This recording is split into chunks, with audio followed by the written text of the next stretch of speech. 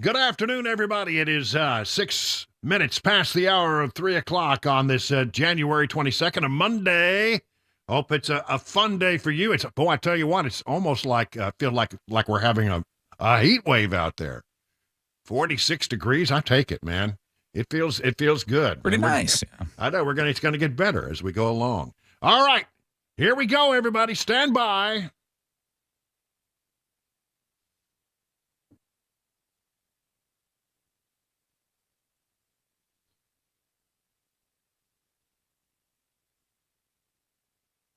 That's right, ladies and gentlemen. I'm officially calling it by the power vested in me as your afternoon talk show host. It's over. It's over.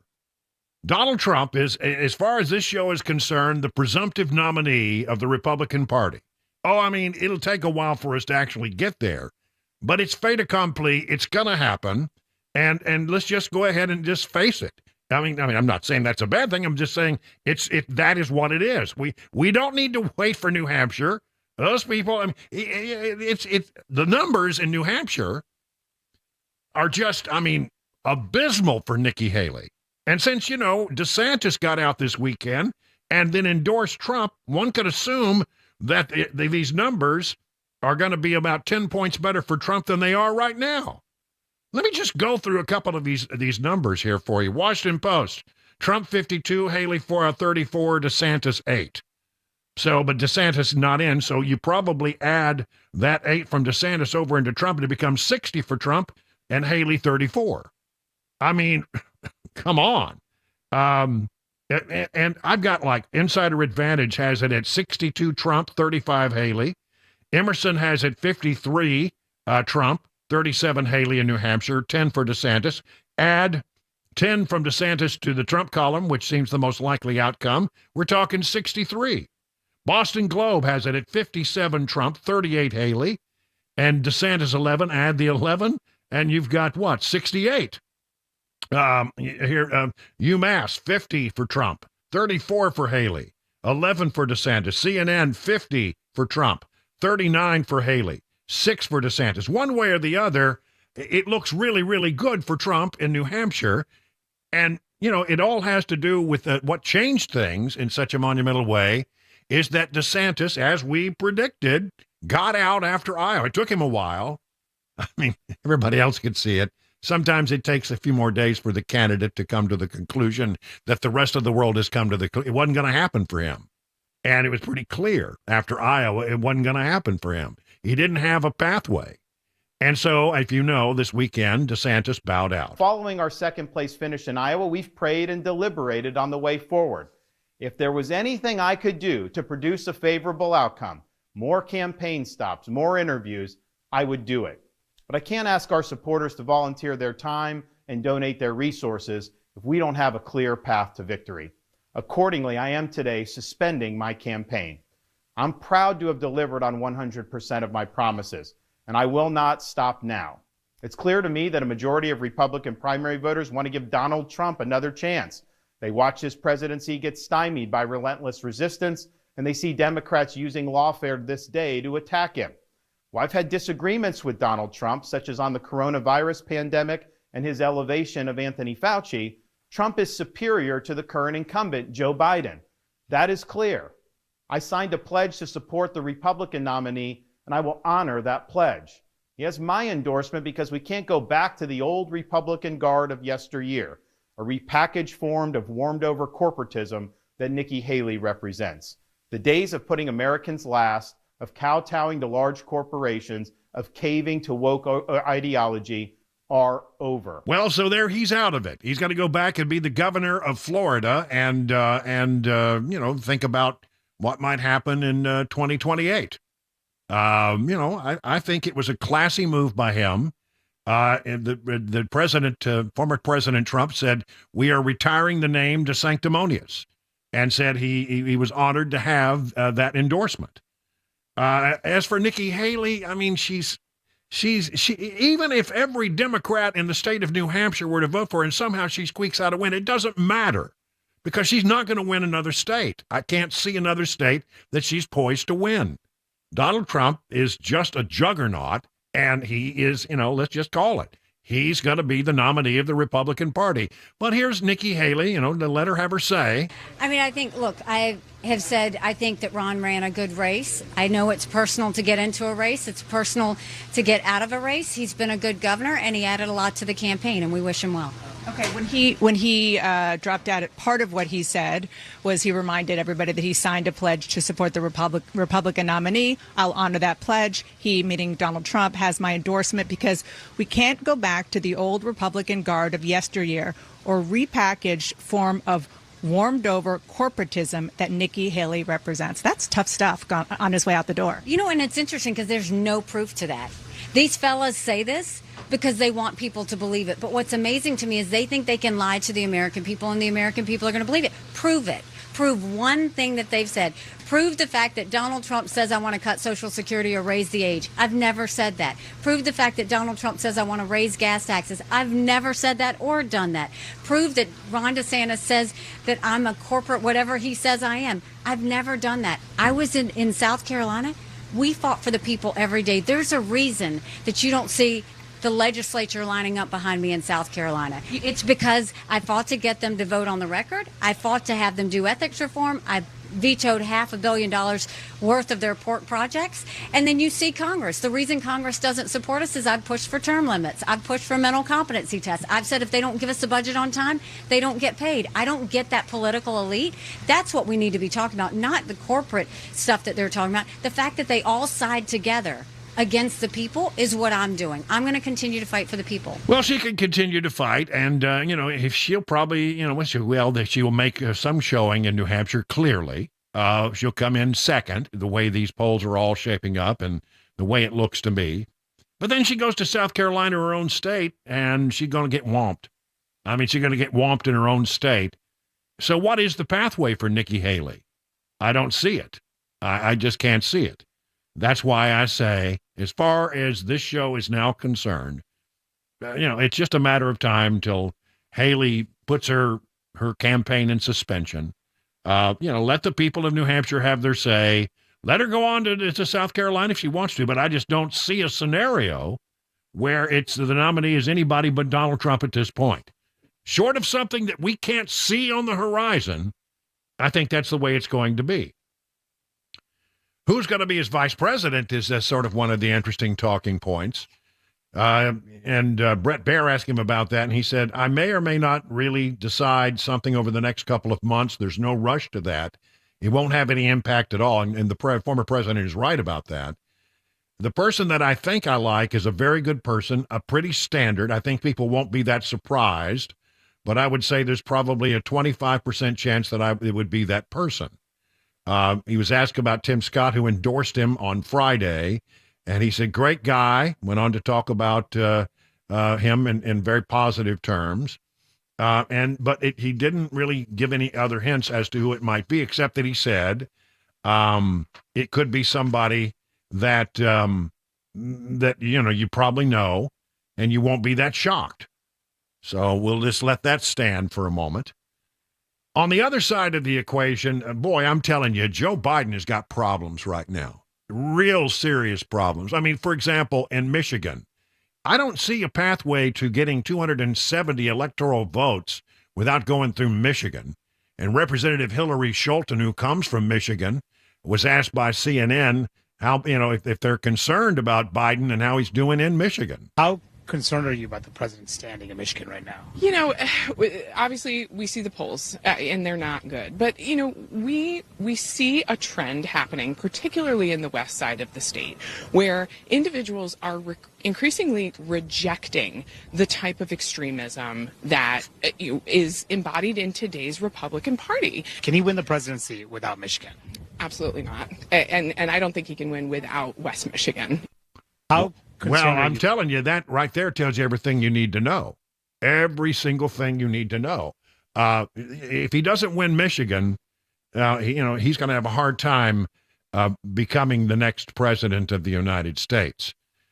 Biden campaign is making a bunch of noise about, his age. Everybody's coming at him about his age. It's because they don't have a platform. Yeah, really? Let me just bring you another poll result. ABC News asked voters about Biden's mental sharpness. Do you feel like he's mentally sharp? 69% of those who were surveyed said no, and only 28% said yes. And you know who the 28% were? The hardcore Democrats on the left side of the equation. So, I mean, this is definitely on the people's minds. And it came up in the White House briefing room today. That nice Peter Doocy asked the question. Why do you think it is that more and more people polled feel like over time, President Biden is getting less and less mentally sharp? Which poll is this?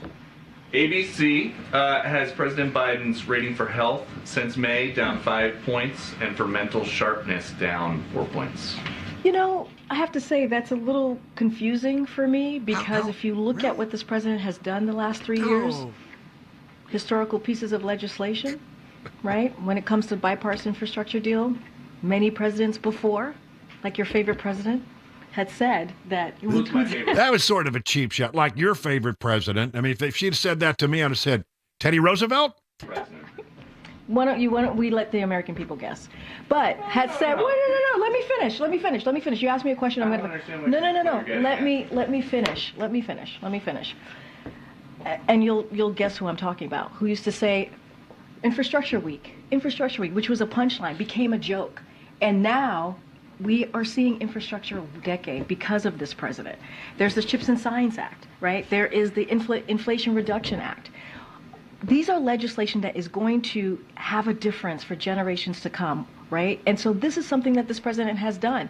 That's pretty sharp for this president to have been able to do that. Let's look at the economy.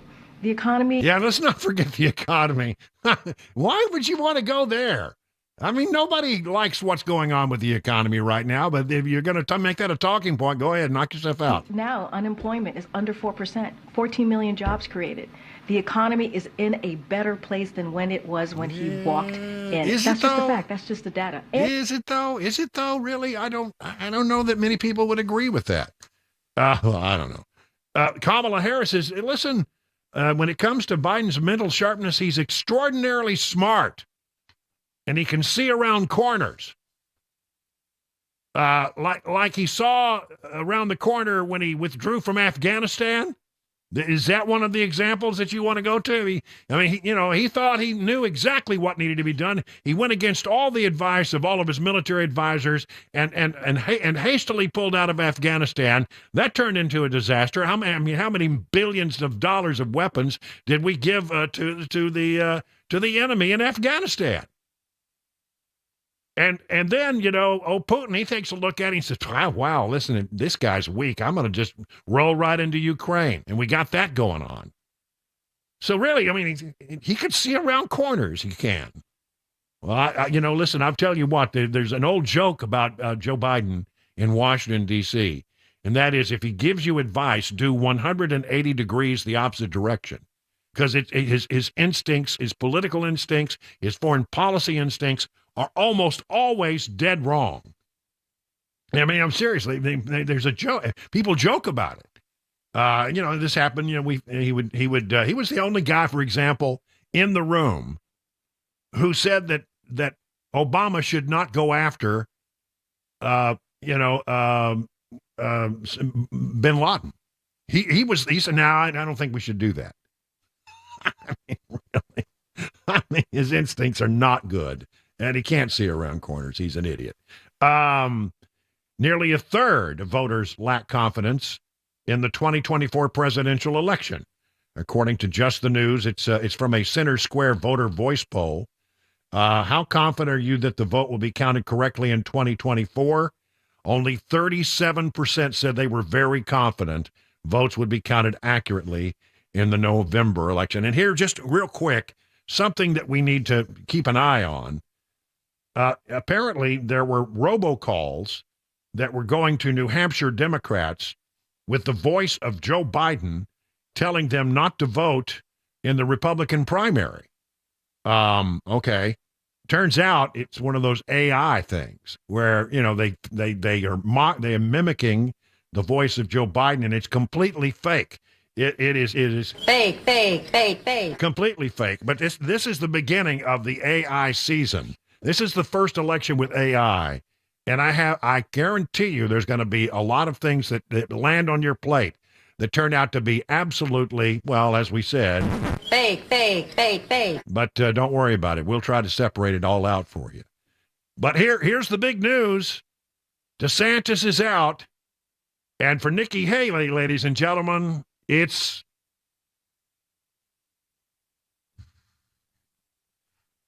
she just doesn't know it yet.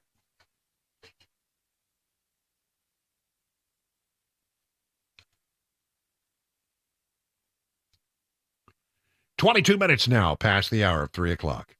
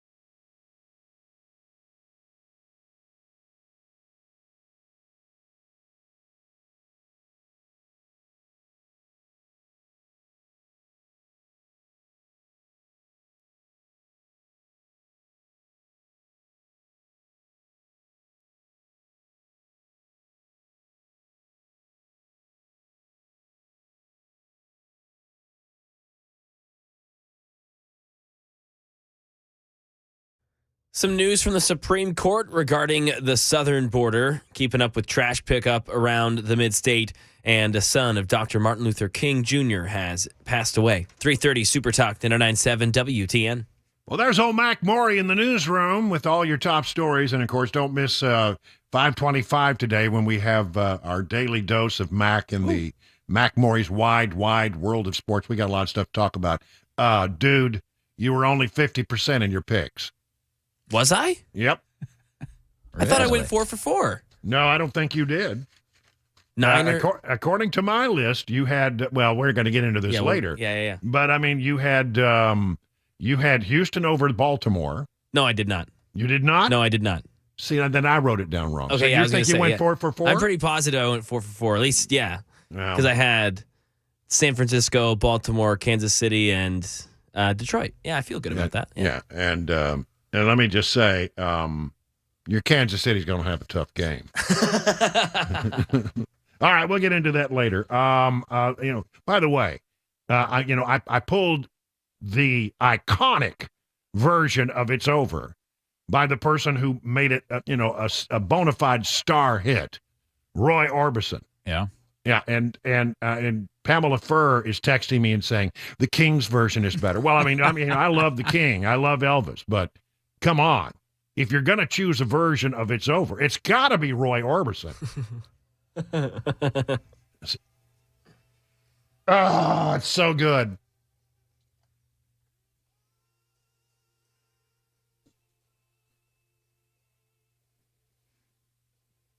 I stand by my position on that.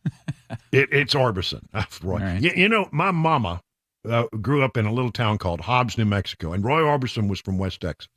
Not far from Wink, Texas, I think is where he grew up. Not far from Odessa, where I grew up. Of course, he was, out of there by the time I came along.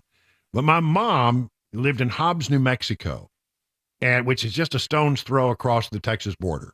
And she used to go to dances where Roy Orbison and his band would play. And he was absolutely unknown at the time. He had a hit called Ooby Dooby. And they didn't even know his name. They just called him, "Hey, Ooby Dooby's playing over here. Let's go to the dance over there because Ooby Dooby's playing." And that's that. She used to go and listen. Can you imagine hanging out and listening to Roy Orbison sing back, before he became Roy Orbison? That's pretty cool. That is pretty cool. Yeah, she used to tell. And then apparently there's a story about Elvis coming to that area at one point early in his career. And the police got involved, is all I've heard. It's something about a trip from Lubbock to Odessa, and the police got called because somebody's daughter was along for the ride. Ooh. As I understand it. Yeah. Alrighty then. So you guys have king. Do you have a good weekend? Yeah. Oh yeah. Yeah. It's great. A lot of football. A lot of Mac, wins. I'm sure it was. Yeah. I had a weekend where I didn't really move much from the house. We just sort of stayed at the house, and it was just cold, and some of the streets are still bad. So I just hung out at the house with me and Cabana wife and an insane puppy. The tornado that is Solo. Yeah, Solo and Grogu were just tearing up the place, just getting like crazy. But it was a nice nesting weekend.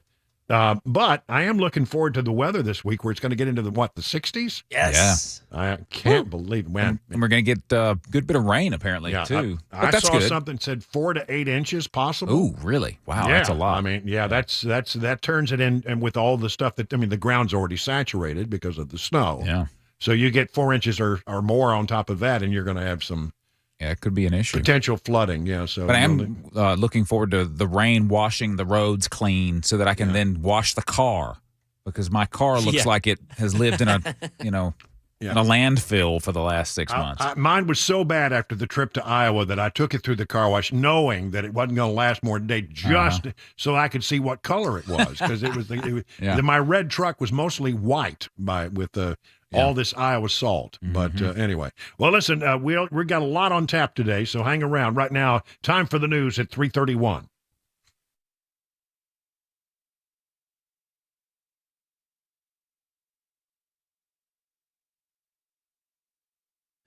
"31 minutes past the hour of 3 o'clock. I'm Mac Maury with your top stories. 47 degrees in the mid-state, and you heard us talking about it. We are tracking rain in Middle Tennessee this week, starting tonight with around a 50-50 shot of it, and then showers likely tomorrow throughout the day into the evening. Also a higher chance for water main breaks with all this sludge and temperature drop and the rain on top of it. We'll let you know about it. Weather forecast, traffic report coming up in 5 minutes.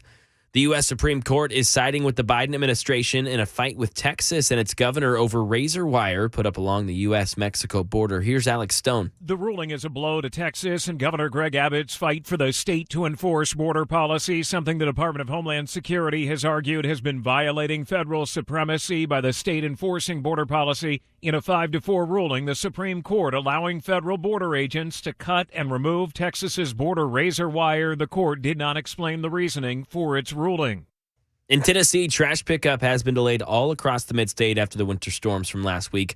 Pickup should resume in Nashville starting tomorrow. It was supposed to be today. Some places have temporary locations to drop off household trash, and side streets around the mid-state remain covered. Plows making their way around those secondary roads today.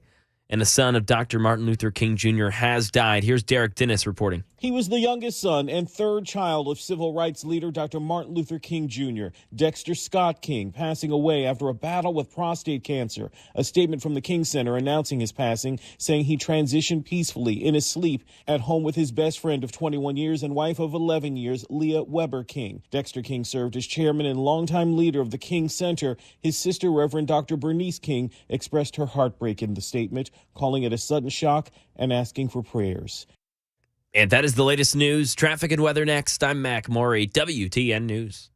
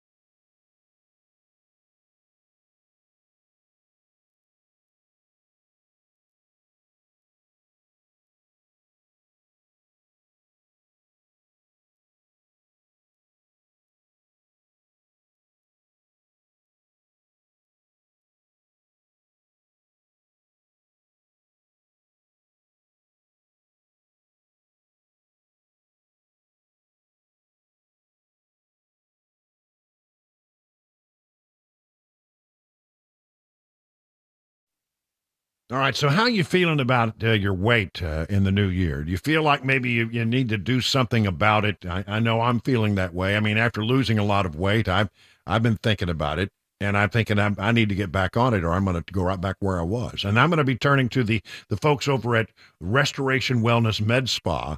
Listen, do you know about them? They are the leader of weight loss management in Wilson County. So make 2024 the year that you achieve your goals. Call the Restoration Wellness team today at 615-470-8124 or visit their website, Restoration Wellness Med Spa, to book a consultation today. And actually, that's what you really should do. Book a consultation, go in, because, what I want you to know is that my friends Carly and Jamie are going to take good care of you over there. But they have customizable treatment plans. They don't look at it as one size fits all. This is our program. They will look at you, and they will come up with a plan that really is designed for whatever your particular need is. It's really, I think, the better way to go at it. Customizable treatment plans. The Restoration Wellness takes into consideration your unique needs, lifestyle, and goals. So whether your goal is to lose stubborn body fat or improve your overall health, Restoration Wellness has a solution for you. They have the newest technology in weight loss management. Here's the number again, 615-470-8124. Learn more at restorationwellnessmedspa.com.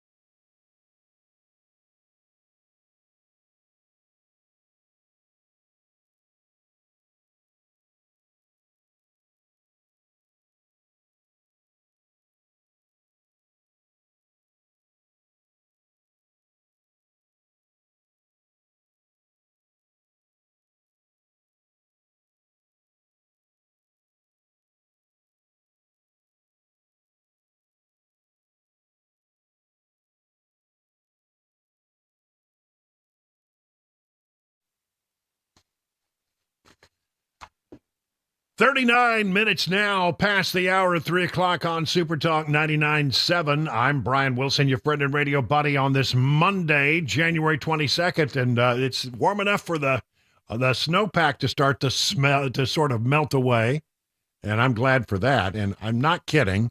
Warmer temperatures, but a lot of rain potentially on the way as we get through the week. So listen, we've moved from one extreme to the other. From having to deal with the ice and the snow to potentially heavy rains that could lead to some flooding in the area. So it's going to be if you don't like the weather here in Middle Tennessee, just wait about half an hour and it'll change. That's the way it is. Or maybe it takes a little more than an hour. Couple days, maybe. Couple days. Yeah, just wait a few days. It'll be different. Yeah, that's for sure. This, of course, just in. The Supreme Court has ruled that border agents from the Border Patrol can remove razor wire erected by the state of Texas along the Rio Grande River. The Supreme Court ruled this today. The federal government can remove razor wire erected on the U.S.-Mexico border by Texas law enforcement, which the government argued illegally prevented them from managing the border. It is a 5-4 decision in a 6-3 conservative court. John Roberts and Amy Coney Barrett joined Sotomayor, Kagan, and Ketanji Brown Jackson on this. The conflict over the border escalated this month when the Texas National Guard and the Texas Department of Public Safety erected fences in Riverside Park in Eagle Pass, Texas, a migrant crossing hotspot. The state law enforcement prevented U.S. Border Patrol from accessing the park, which also contains the region's main boat ramp. I understand that they're now allowing them to use the boat ramp, but they insisted that they had the right to put up razor wire. I don't understand the Supreme Court. I'm telling you, boneheaded decision by the Supreme Court. I'm very disappointed in John Roberts and Amy Coney Barrett. Because they didn't, clearly, the Constitution does indeed say that it's up to the federal government to manage immigration and our borders. Border security is a federal responsibility. But what do you do when the federal government is not following up on its responsibility? What is a state to do? I'm telling you, it's angering. It's angering to see this ruling. But you know what? Maybe they're looking at it from the standpoint. This is the result of the decisions that the voters made in the last election, and maybe it's up to the voters to make a different decision in the coming election. But I really do feel, clearly, it's always been said, the Constitution gives the responsibility of border security to the federal government, but it assumed, I think the founding fathers probably assumed that the people in charge of the administration would actually do what they're supposed to be doing instead of doing away with their responsibility. So there it is, a disappointing ruling.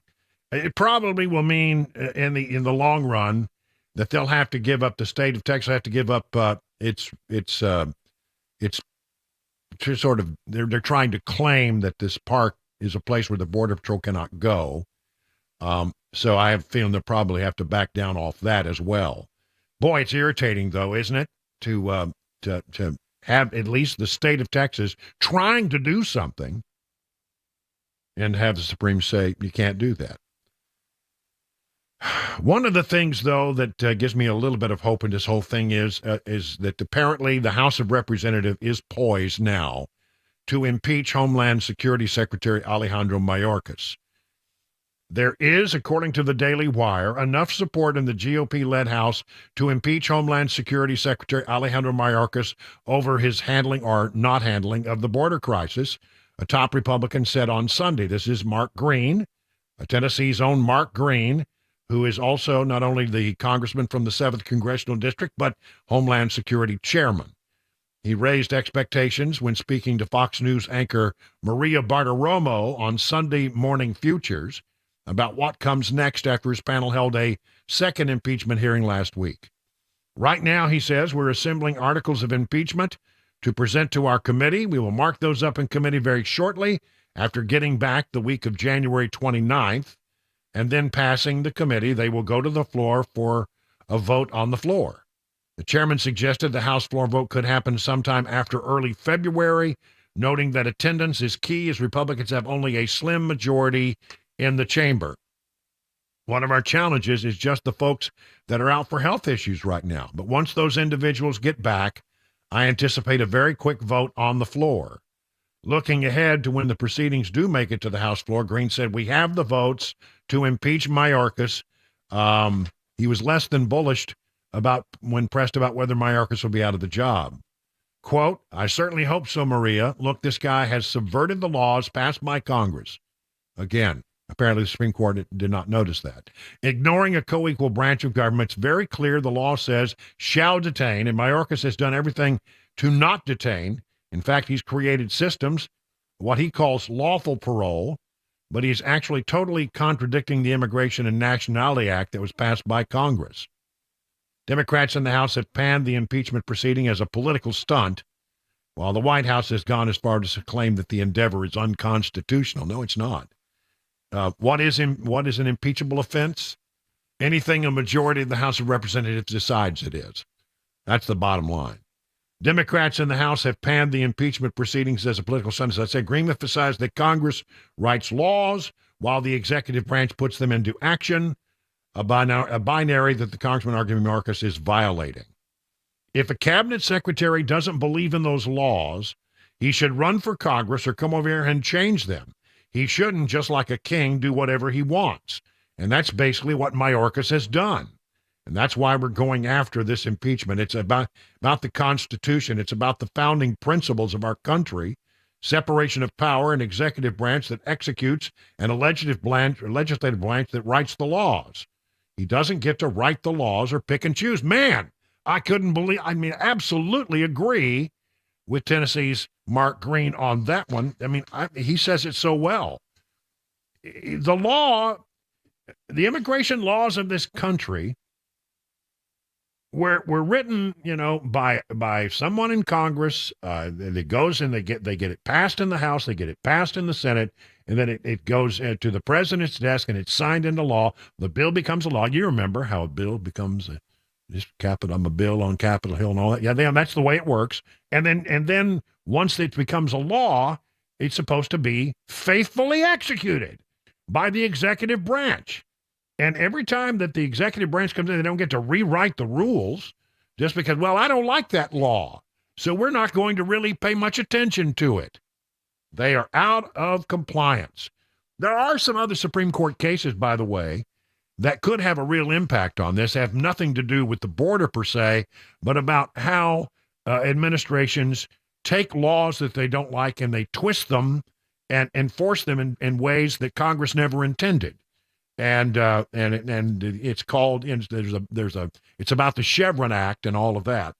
But I'm telling you, that one may actually do us some good on the border, because it's a perfect example of the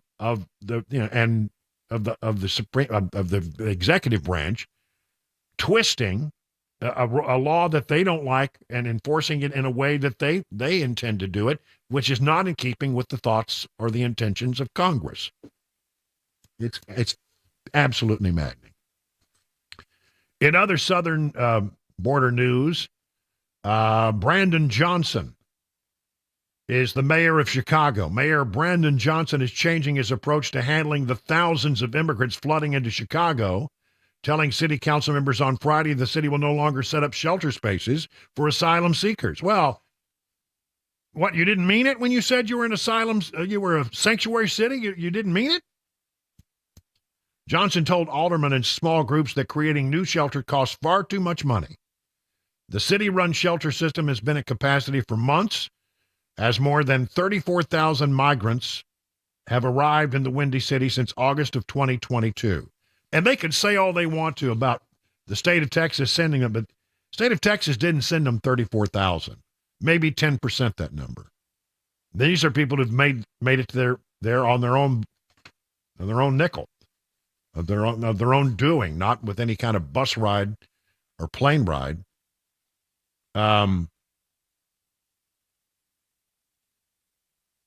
A briefing report obtained by Politico details that 608 buses have arrived from Greg Abbott and 501 since May of 23. So of that number, more than 5,000 are minors. Yeah, so it's certainly not all 34,000. Cartel human smuggling business is turning the entire border towns into war zones. And it's a story written by Fox News about Ciudad Juarez, which is across the river from El Paso. Mexican drug cartels are making millions in profits from the hundreds of thousands of migrants arriving at the U.S.-Mexico border, now turning entire border towns into war zones. The money left by the migrants trying to get across the border wall is going to criminal organizations that are charging to guide them across, extorting them or kidnapping them, creating a multi-million-dollar illegal business. Now the different criminal organizations operating around the border are fighting for death for a piece of the pie. Yeah, they're fighting for turf in this regard. Small towns like Sonoita, I don't know that town, across from Lukeville, Arizona, to cities like Ciudad Juarez across the river from El Paso. Different cartels are killing each other and challenging Mexican authorities to gain control of the smuggling routes. I mean, it's what they do. They fight over drug territory and drug turf. Now they're fighting over turf to continue to have the business to bring these people across the border illegally. It's out of control, and the Supreme Court did not help today with this stupid ruling. 50 minutes past the hour of 3 o'clock.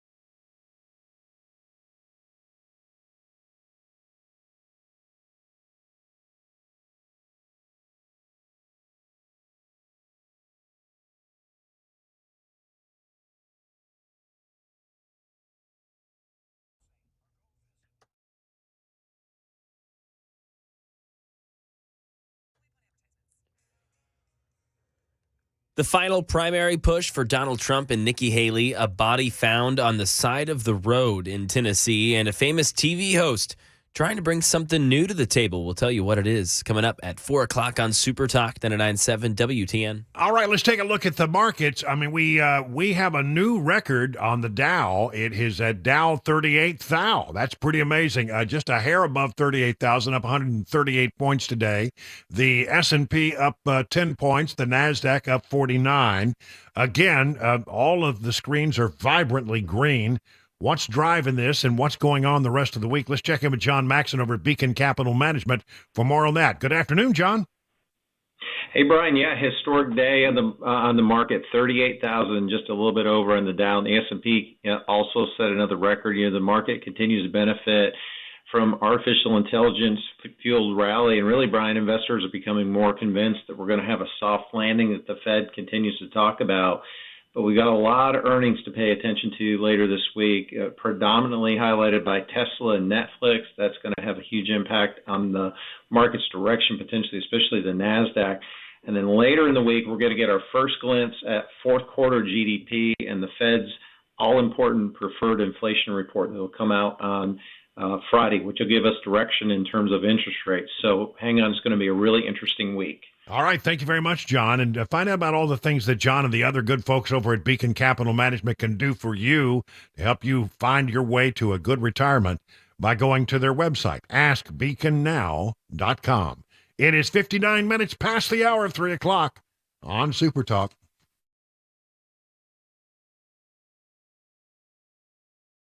What was it like the last time you were at an auto repair shop? Did it smell bad? Was it stinky, smelly, greasy old rags lying around a countertop you didn't want to touch? Another thing that stinks is repair shops that keep your car forever. They're not honest, and they don't call you back when they say they will. If that was your last experience at a vehicle repair shop, it's time to check in with the folks over at Eurofix. Eurofix takes the stink out of European auto repair. It's Eurofix. You'll get a free 15-minute no-wrench inspection with every visit. No high-pressure sales tactics. At Eurofix, you get a 3-year nationwide warranty and a free loaner car with every repair appointment, and you'll never pay dealer prices. Eurofix is now located in Franklin, 100 Oaks, Murfreesboro, Belmead, and now their newest location in Mount Juliet. Call this number, 844-EUROFIX. That's 844-EUROFIX, or visit myEurofix.com and tell them your friend and radio buddy Brian Wilson sent you.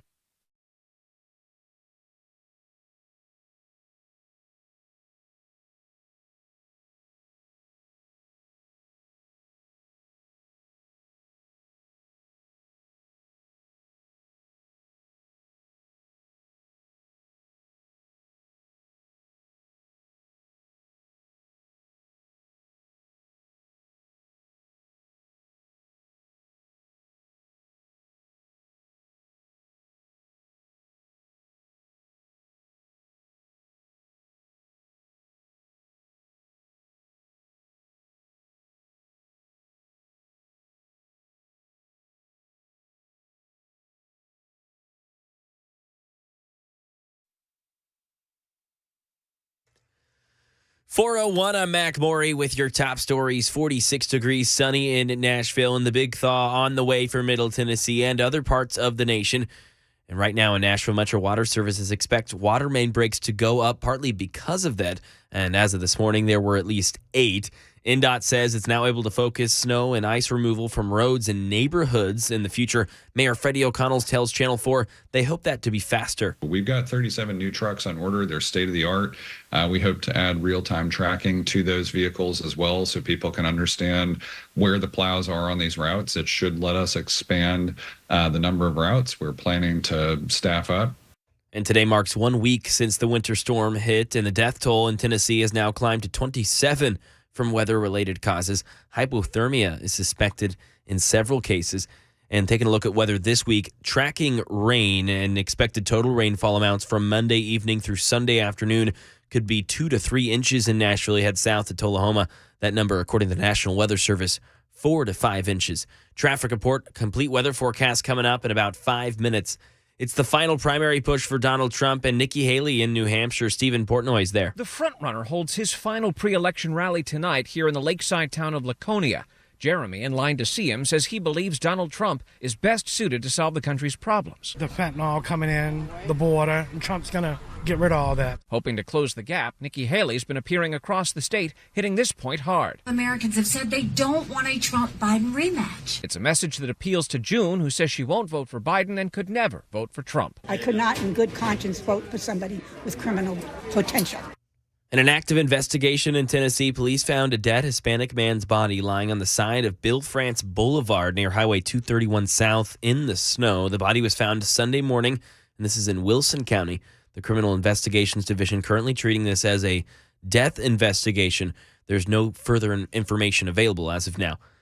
In some entertainment news, a famous food TV host is launching his own music festival. More on the tasty tunes from Jason Nathanson. Welcome to Flavortown.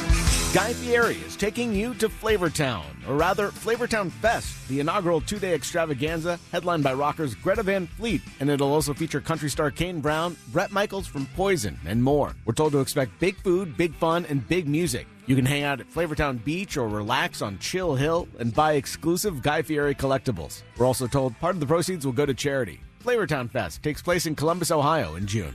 And that is the latest news. Traffic and weather next. I'm Mac Maury, WTN News.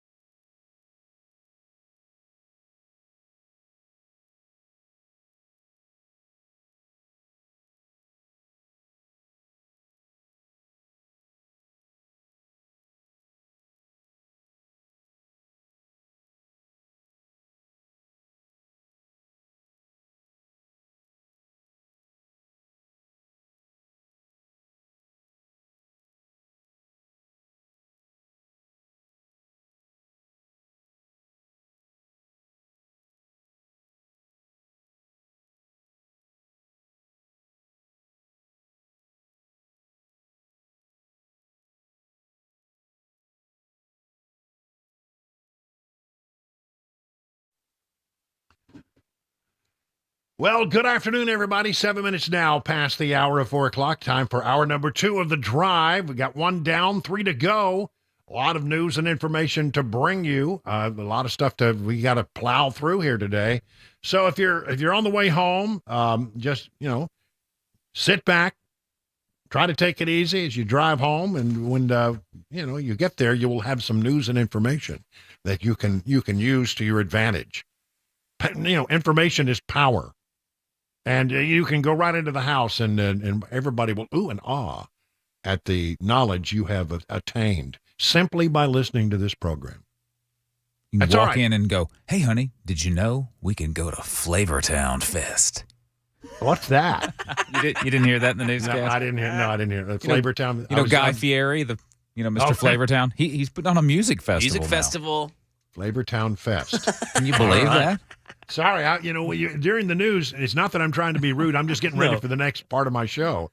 But no, I missed that one. All right. Just understand you're missing, serious news like Flavortown. That's hard. Well, no. I'm listening. No, that's good stuff. That Guy Fieri, he's an interesting character, isn't he? He is. Yeah, his hair. I don't know how they do that. Everybody that buys a ticket gets a free, highlight job for their hair. Yeah, I guess so. I can do without it. Okay, listen, let's talk about dishwashers. Can we talk about dishwashers today? Dishwashers, we see today, in my personal opinion, a boneheaded decision by the High Court with regard to the border, saying that Texas doesn't have the right to put up that barbed wire and that the Border Patrol can remove it. And so, I think that's a bad decision. Clearly, I understand how the Constitution states that, it's the federal government's responsibility to maintain security at the border. But when they're not doing it, what's a state supposed to do? I don't know if the Founding Fathers ever contemplated that possibility. But one way or the other, bad decision. But every once in a while, you get a court decision that goes in the right direction. Here we go. Earlier this month, the Federal Appeals Court filed a ruling that was welcome news to Americans who find it head-scratching that the federal government is aggressively dictating the standards of cleaning appliances. They rejected the Energy Department's effort to tighten standards for dishwashers, ladies and gentlemen, determining the regulations were arbitrary and capricious, and dismissing the government's claim that 2020 rules that were put in place were invalid. The federal government's effort to save the planet by more aggressively regulating our appliances came to a screeching halt because as we now know, the administration likes to twist laws and get and enforce them the way that they want to enforce them, even if it's outside the intentions of Congress. Here's the thing about it: the low flow dishwashers. The problem with this, they don't work. They don't do what a dishwasher is supposed to do. So, okay, you got a low-flow dishwasher, and you run a load of dishes, and then you open them up, and you look, and you start to pull them out, and you say, wait a minute. These dishes are not clean. So what do? You put them back in, and you run it again. So tell me how you saved water with that. It's the same thing that the government did with low-flow toilets. Okay. You got a low-flow toilet, and to avoid the thing, from getting clogged up, you got to flush twice. I don't want to get too graphic here, but you just got to flush twice. So are you saving water if you have to flush twice? No. All right, let's talk about low-flow shower heads, another great idea that the Democrats came up with. So you're in the shower, and you're getting a trickle of water out of there. Guess what you're going to do? You're going to shower longer to make up for the fact that you don't have any water coming out of the shower head. There's a way around that, by the way. Oh, yeah. Those little restrictors, usually it's a little piece of plastic. If you're alert, cunning, and sly, you can either drill those out or remove them. Mm-hmm. Just saying. It's the first thing I do when I get a new shower head is I take the little restrictor out. Yep, not in my house. We're gonna have pressure, as much as I can get out of the system here in Watertown, which is not great. Just saying. But I mean, finally, you've got people that are doing that. So, every once in a while, when we get a bit of woke news that is actually in our favor. Other woke news, 16 Republican governors tell Biden to drop unrealistic EV mandates. Republican governors called on President Biden Monday, according to the Washington Times, to reverse course on a proposed climate change mandate requiring 2/3 of new auto sales to be electric vehicles by 2032.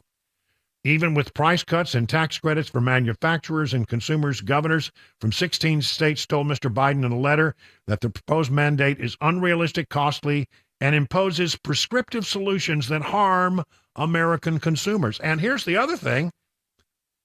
The car companies can't sell the darn things. And it seems that there's not much demand for them. People have gotten the word that, it might work for some people, but it's probably not going to work for me. If you're not doing we've talked about this endlessly. If you want to go to town and back, and that's about all you're going to ask out of your car, electric car might work for you. I mean, I don't know how it'd be doing when the temperatures get down sub-zero. Apparently, they don't charge very well. But let's say that you want an electric car, and that's fine. But for the vast majority of us, we need a car that we can take on the highway, and we don't want to have problems charging. We don't want to get halfway there and get stranded. We don't know what to do with these electric cars. And apparently a lot of people have decided they don't want them. Car makers, Ford, the news on Friday was that Ford had cut in half the number of F-150 Lightnings that it was going to have manufactured in the coming year. Why? They can't sell them. They can't sell them. There are some people who want them, but not enough. And so, the Biden administration's pushing this down our throats. Now we have 16 Republican governors telling them you need to be realistic about this. They won't listen, of course, but nonetheless, you have let the market decide, okay? Americans should be able to drive whatever it is they want to drive without having something shoved down our throats that we don't want. And by the way, that don't work for a lot of people. They may work for some, they don't work for everyone. And again, this is an example of what happens when the administration takes their policies with regard to the environment and tries to shove them down our throats in a way that we don't want. What we want is to have a car that will get us there. Other woke news, Washington State Democrats proposed replacing the term sex offender. They don't want to use that. That hurts the feelings of rapists, apparently. Democrats in the Washington State Legislature have introduced a bill, according to Fox News, that would replace the term sex offender in an apparent attempt to avoid defining a sex offender by their crime. House Bill 2177, if passed, would change the name of the Sex Offender Policy Board, or the SOPB, to the Sex Offense Policy Board. The bill also adds a convicted sex offender to the board.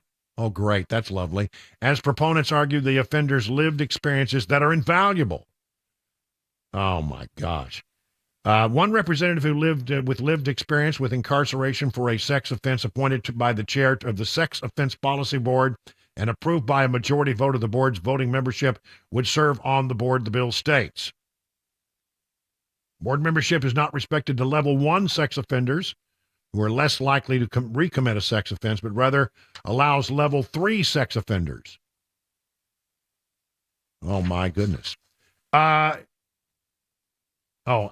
here's one more story that I forgot when I was talking about EVs. I'm sorry I got these out of order. Don't you hate it when that happens? I work hard to get everything in order so that they segue one to the other. At least you caught it now, though. I caught it now, but I want to go back to the EV story. I'm sorry. I hate to go backwards. There's nothing I hate more than going backwards. Here's why the Biden administration's multi-billion-dollar EV charging program has short-circuited. The Federal Highway Administration announced Thursday it's awarding $150 million to upgrade existing EV chargers. But after just 1 week after announcing another $623 million in subsidy to states to bolster EV charger construction. The grants are part of 2 EV charger programs established by the Biden administration as part of the 2021 bipartisan infrastructure law, the National Electric Vehicle Infrastructure Program, and charging and fueling infrastructure. Oh, they got all kinds of names for it. However, with all of this money that has been set aside to build new chargers, according to, as of December last month, 2 stations have been built, with experts telling the Daily Caller News Foundation that lack of demand, regulations, and union requirements are stalling construction. Lack of demand, people don't need them. Regulations put on us by the Biden administration, and the requirement that it be done by union workers, it's all stalling construction. This is a central planning snarl-up. The subsidies exceed the scale of market demand. States complain of inflexible requirements regarding how far apart charging stations must be, how many charge ports must be built per station, and how many must be located in disadvantaged communities. Oh, my goodness. In addition, central planning and politics are joined at the, I don't mean to sound rude, but in disadvantaged communities, you often have people who don't have a lot of money, and these dadgum electric cars are really, really expensive. So why do you want to put a bunch of charging stations in a place where there are likely not many electric vehicles? I hope that doesn't sound like I'm being racist, but I just think it's common sense. Am I right? In addition, central planning and politics are joined at the hip, so workforces must be certified by unions. And materials such as iron and steel must be sourced from American companies. Well, I'm all for that, actually. The EV charger rollout carries a number of restrictions, stalling progress on their installation. Nothing that the government does ever does as well as the free enterprise system. Let the market decide exactly what is going on and what the customer wants. It almost always works out better. If you make electric cars that meet the need of people, people will buy electric cars. And if they don't meet the need of people, they're not going to buy them. At the end of the day, having government tell us, what kind of car we need to drive is not the solution.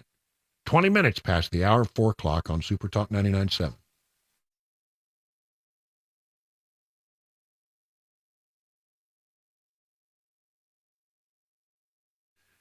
So how are you faring in this rough and tumble market? The experts at Beacon Capital Management understand it can be a little scary, but here's the thing. Beacon Capital Management has a plan to assess where you are and then help you make any mid-course corrections that might be needed as you head off into retirement. Wouldn't it be great to have peace of mind that you're on the right path? Beacon can provide that reassurance. It starts with a simple phone call, 615-488-9303. The experts at Beacon will take it from there. You have nothing to lose except for all the worry. So get started today by calling this number, 615-488-9303. At the end of the process, you'll be able to rest easy knowing you have a plan that meets all your retirement goals. Replace the worry with confidence that you're on the right path. Again, that number is 615-488-9303. The experts at Beacon are standing by, ready to take your stress away. Learn more at AskBeaconNow.com.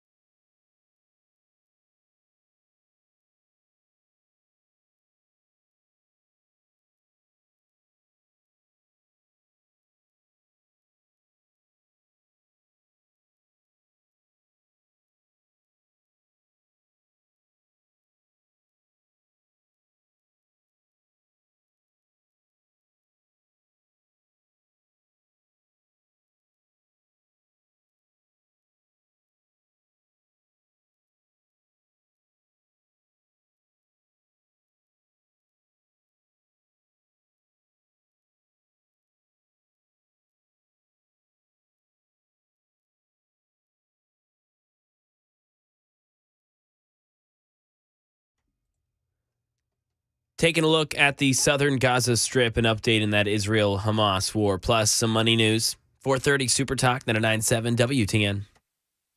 25 minutes now past the hour of 4 o'clock on Super Talk 99.7. I'm Brian Wilson, your friend and radio buddy, in the chair and on the air on this 22nd day of January.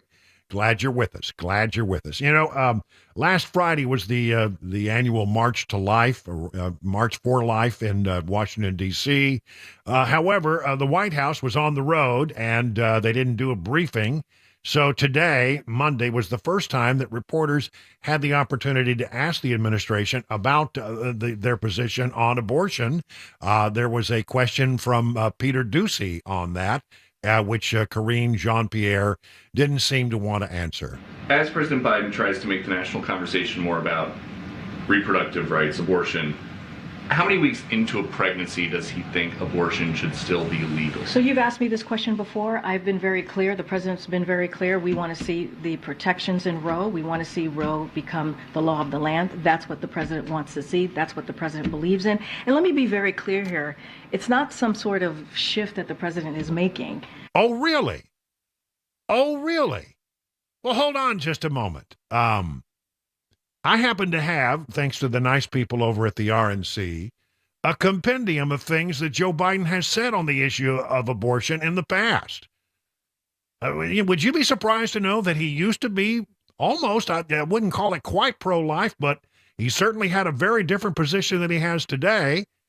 Listen to this. I'm prepared to accept that the moment of conception is human life and being. In 1974, he said, I don't like the Supreme Court decision on abortion. I think it went too far. I think it's always a tragedy, and I think that it should be rare and safe, and I think we should be focusing on how to limit the number of abortions. On no fewer than 50 occasions, he voted against federal funding for abortions. The quote inside the April 7th, 1994 letter reads, those of us who are opposed to abortions should not be compelled to pay for them. I don't support public funding. I don't, because that flips the burden. That's then telling me I have to accept a different view. This is a guy who on the Judiciary Committee in 1982 voted for an amendment from Orrin Hatch that would allow states to ban abortion. Abortion is always wrong. This is from 1986, where he tells the Catholic Diocese newspaper that abortion is, quote, wrong from the moment of conception, and he praised pro-life groups for trying to push back the frontier on when abortion is legal.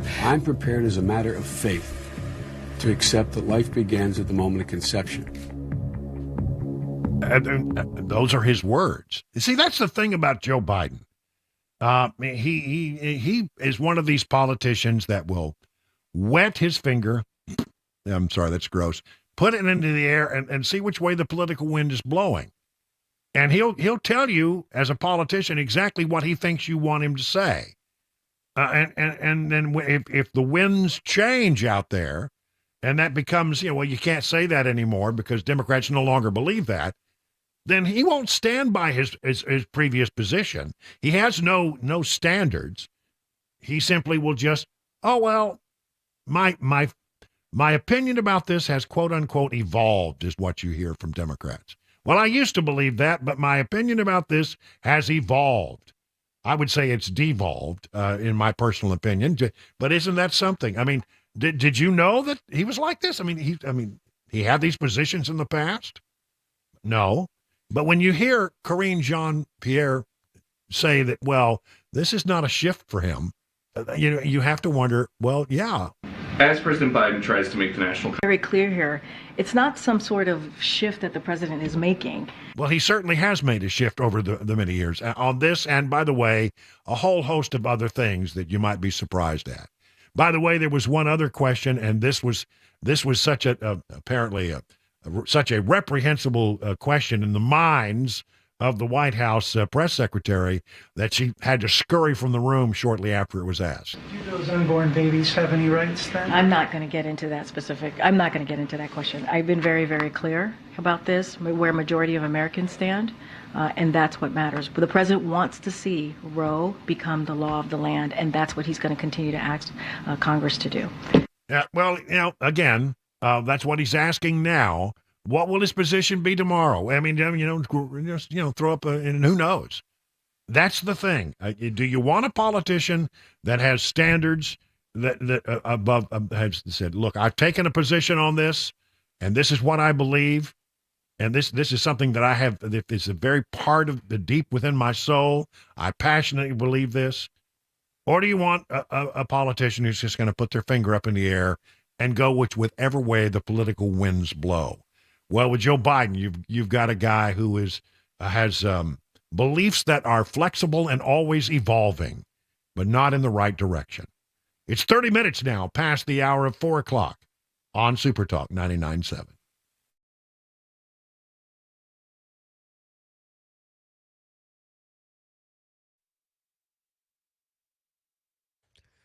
.30, I'm Mac Maury with your top stories. 45 degrees, mostly sunny currently in Nashville. Expecting chances for rain tonight and really the majority of this week. Nashville could see 2 to 3 inches from today till Sunday. Got a forecast traffic report just ahead. After a lull in the fighting, airstrikes are intensifying in the southern Gaza Strip. That, as reports show, Israel and Hamas might be tiptoeing towards restarting negotiations. Here's Matt Gutman from Tel Aviv. More than 25,000 killed since the start of the war, according to the Hamas-run Gaza Health Ministry, and more than 60,000 wounded. Our Ines de la Coutere aboard a French military hospital ship in the region, where doctors say half the patients are children, like 16-year-old Abdurrahman Iyad, who says his family was killed in an Israeli airstrike that left him with head and leg wounds. I am the only survivor left from my family, he says. And now over to the Monday News, Daria Albinger. A big day for the big board opening for the week at some historic highs. The Dow soared 138 points to close above 38,000 for the first time. The Nasdaq rose 49. The S&P climbed 11 points, also closing at an all-time high. Macy's was up after saying no to a takeover bid from a pair of investment firms. Ark House Management and Brigade Capital Management had offered $21 a share, part of an acquisition worth nearly $6 billion. Just last week, the nation's largest department store chain announced it was going to lay off about 3.5% of its workforce and close 5 stores. Some better than expected reports on the economy lately are forcing traders to rethink their forecasts on when the Federal Reserve will begin to cut interest rates. A survey by the CME Group finds most say they see less than a 42% chance it'll happen in March, down from 80% just 1 week ago. And this just in from Channel 4 in Russellville, Kentucky. This is in Logan County. Authorities involved in a standoff with a person they believe to be armed along Coopertown Road. They have a person is barricaded inside the vehicle. They're refusing to exit. And multiple agencies, including Kentucky State Police and Russellville Police, are trying to get this man to exit. As of 3:30 p.m., that person was still inside the vehicle. They were pursuing a stolen vehicle at a high rate of speed. They deployed some spike strips, were able to get that car to come to a stop. And again, that person considered armed and dangerous. Roadways are going to remain closed, and residents in the area are asked to stay inside.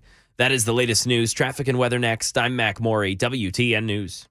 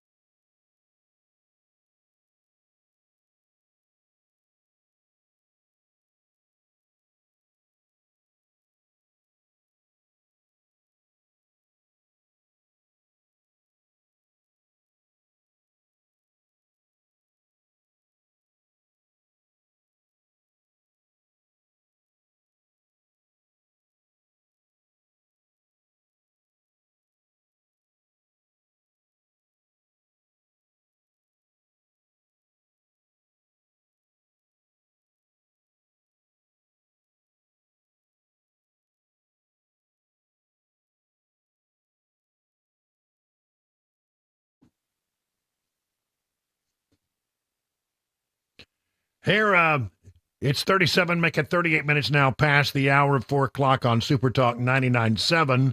I'm Brian Wilson, your friend and radio buddy, and I've got some interesting stories here. These, again, we always try to segue our stories. You know, sometimes they just don't go together. Sometimes we just have to squish them together. And so, you know, that's what we're going to have to do here for these stories. I mean, they're interesting. I think you'll like hearing about them, but I just can't make them go smoothly from one to the other. Huh. So, you know, so if we only had the sound effect of something that we like. Ooh, that would be good. If we only had a squishy sound. Oh yeah, that'll do. Oh, where'd that come from? I don't know, but keep it handy.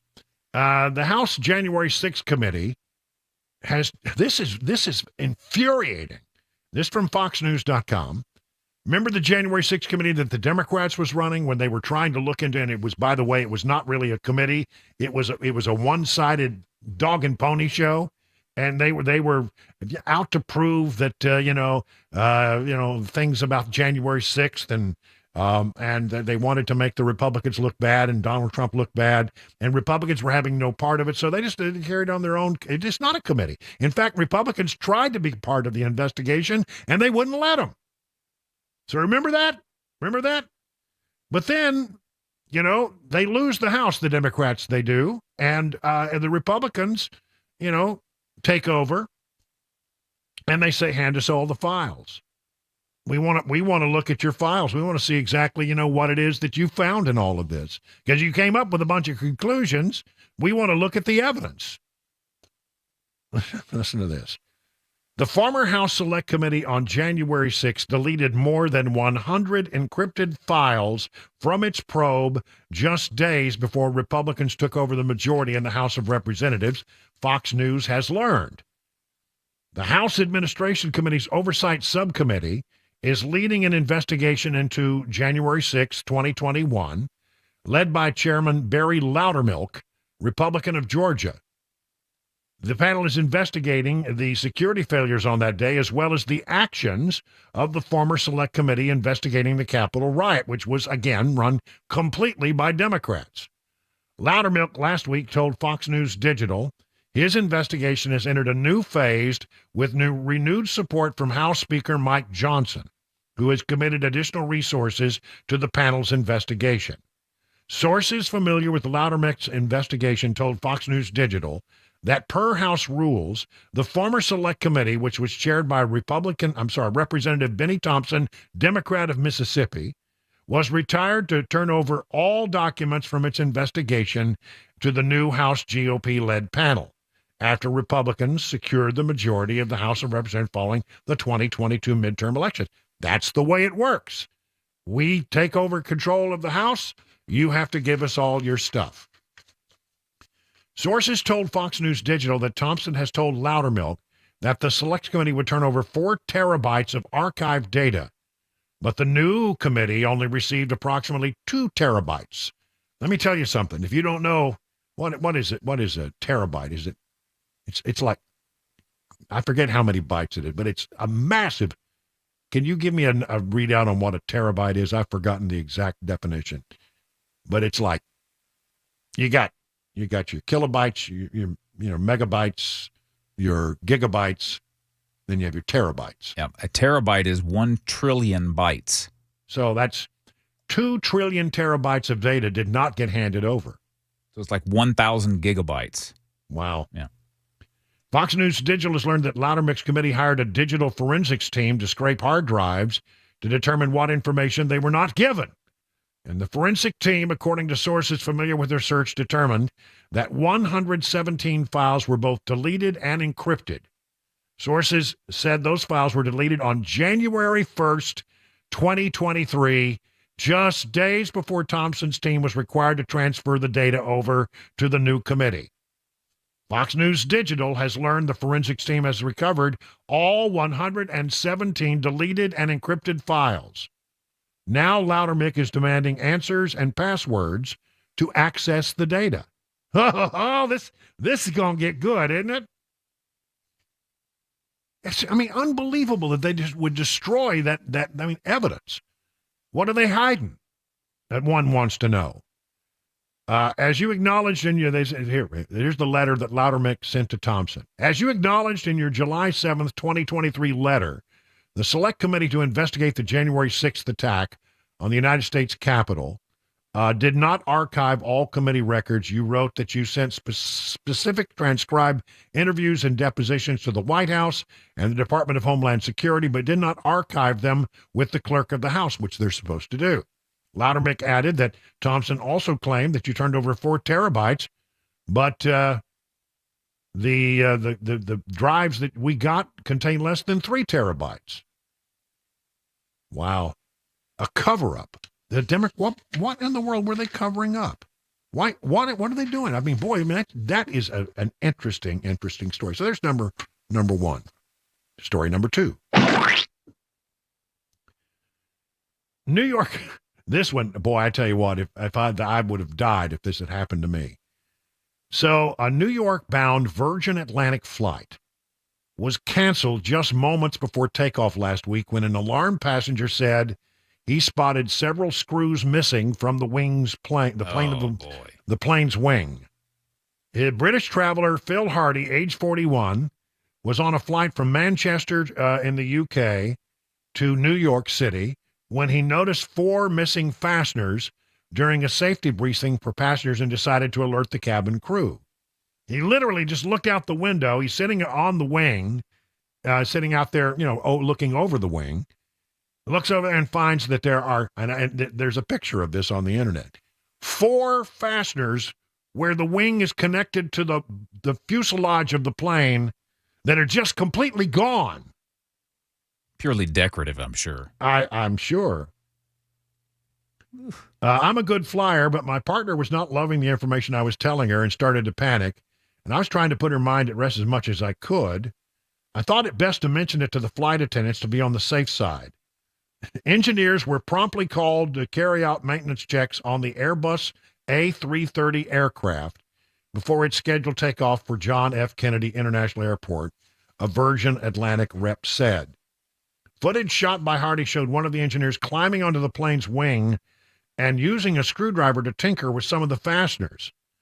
He said all airline staff repeatedly reassured him there was no safety issue with the wing, but his fear was heightened given the recent ordeal with, Alaska Airlines and doors that seemed to just fly off the aircraft at 16,000 feet. Both Virgin and Airbus stressed there was no impact to safety of the last week's aircraft despite the missing fixings. Okay, if you say so. Again, they don't connect at all. None of these stories connect. But here's number 3. Billy Joel has the first new music coming out in some 31 years. Wow. That's right. The first single is coming out on February 1. The last time that Billy Joel released new music was 1993, The River of Dreams. Remember that song, River of Dreams? But the river ran dry after that. And the only new tidbit was a croonery ballad called All My Life in 2007. The song was part of a collection, not promoted. It was pretty nice, though. But he's apparently getting ready to release brand new music for the first time in some 31 years. The song is called Turn the Lights Back On. It's the first time that he's ever collaborated with other songwriters because he usually writes, he writes the songs the whole world loves. No, that was somebody else. Did he wait too long? Nope. A new Billy Joel album or even a single would be most welcome. And it would also line up with his final 150th show at Madison Square Garden in this July. The thing about it is, I remember reading one time that he said, and I sort of, I don't know what to think about Billy Joel. I can't decide if he's a nice guy or not a nice guy.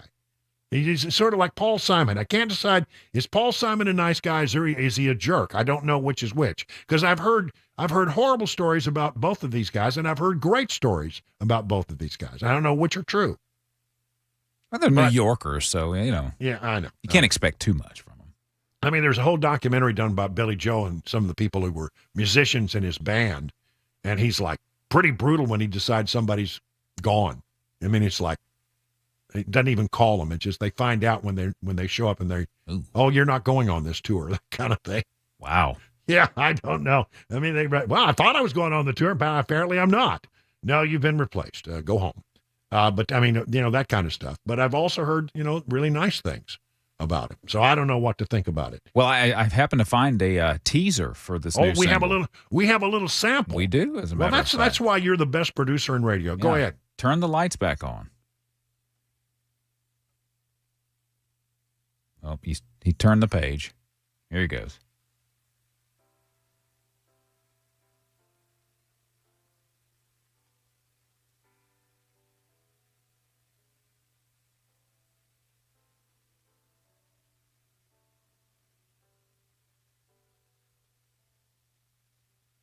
Well, that wasn't much of a teaser. Thanks, Billy.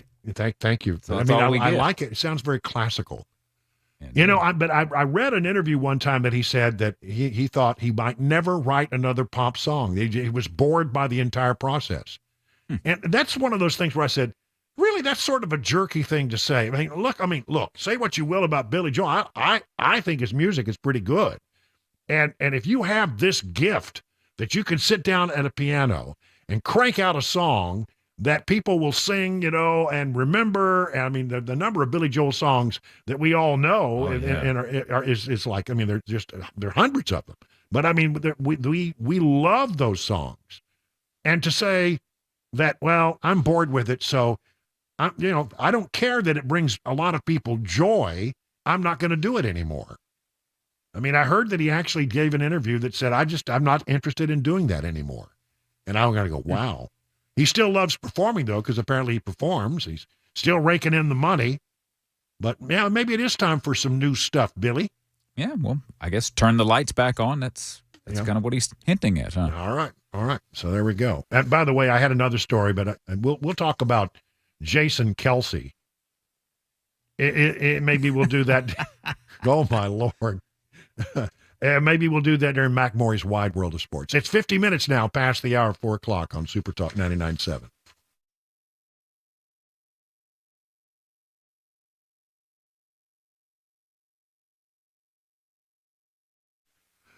All right, let's talk about Nashville's Golden Coin. Gold has been used as money for millennia. It's a tried and true store of value consistent across generations. I mean, they'd say, well, the way you build generational wealth is to buy land or art or precious metals.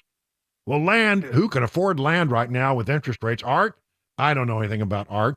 Precious metals, though, I can hold them in my hand. I can touch them. I can feel them. It's tangible, and they always have value. Listen, inflation is currently decreasing the value of your money. Gold and silver can be a safe haven during uncertain economic times, and you can learn all about the importance of owning precious metals by going to Nashville Gold and Coin. Maybe you have gold that you inherited or was given to you. You don't know what it's worth. Maybe you're just curious about precious metals and you want to learn more. Well, listen, at Nashville Gold and Coin, they're always available to discuss your options and educate you on the precious metals market.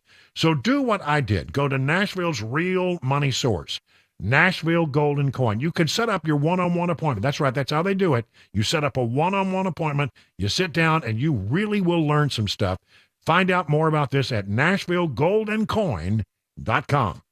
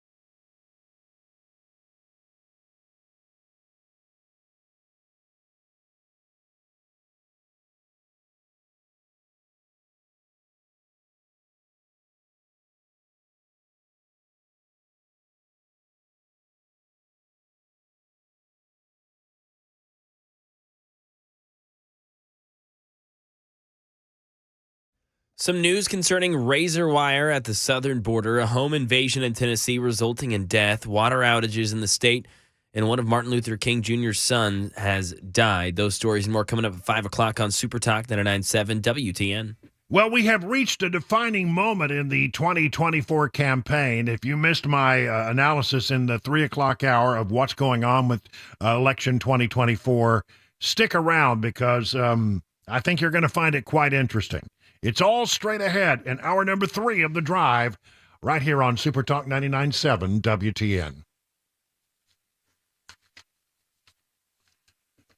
All right, let's talk about the folks over at DT McCall's. Good people. They've been in business in this area for more than a century. Think about that. More than 100 years. Now, how do you get to do that? How does that happen? Well, it happens because they treat people right. They have a good reputation for that. Listen, whenever possible, DT McCall sells products that are made and manufactured right here in Middle Tennessee. That's right. And that means that, they're keeping the dollars local. And I'm telling you, you may have heard of England Furniture. It's not made in England. It's made right here in Middle Tennessee. You got a mattress that's exclusive to DT McCall's, made in Middle Tennessee. I have one. It's great. They also will give you free delivery. I mean, how many times have you purchased an appliance, paid extra for the cords and hoses, paid extra for delivery, paid for the haul away? You find out that price that the big box store gave you, not such a good price after all. At DT McCall's, you get no extra charge for delivery, free setup, and free haul away. The price that they give you is an honest price. So find out more about all the things they can do at your home, and also find out about their convenient locations by going to the website, dtmccalls.com.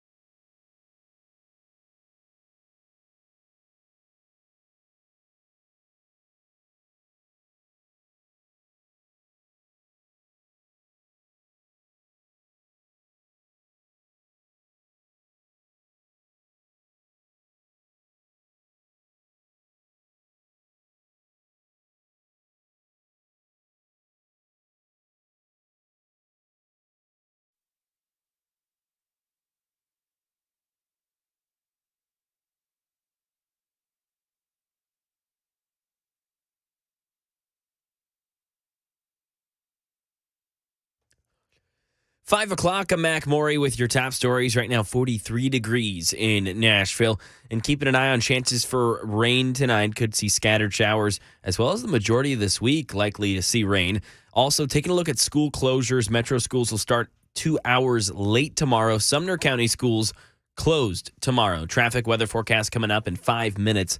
As the litigation continues to play out in court, a victory for the Biden administration over Texas and Governor Greg Abbott involving the razor wire put up by Texas along the border. Here's Alex Stone. A narrowly divided U.S. Supreme Court is siding with the Biden administration in a tense dispute over razor wire fencing installed by Texas. The state had been prohibiting federal border agents from performing their duties. Now in a 5-4 ruling, federal agents will be allowed to remove the wire placed by Texas. The Department of Homeland Security has argued Texas has been interfering with federal supremacy and enforcing border policy. The court did not explain its ruling.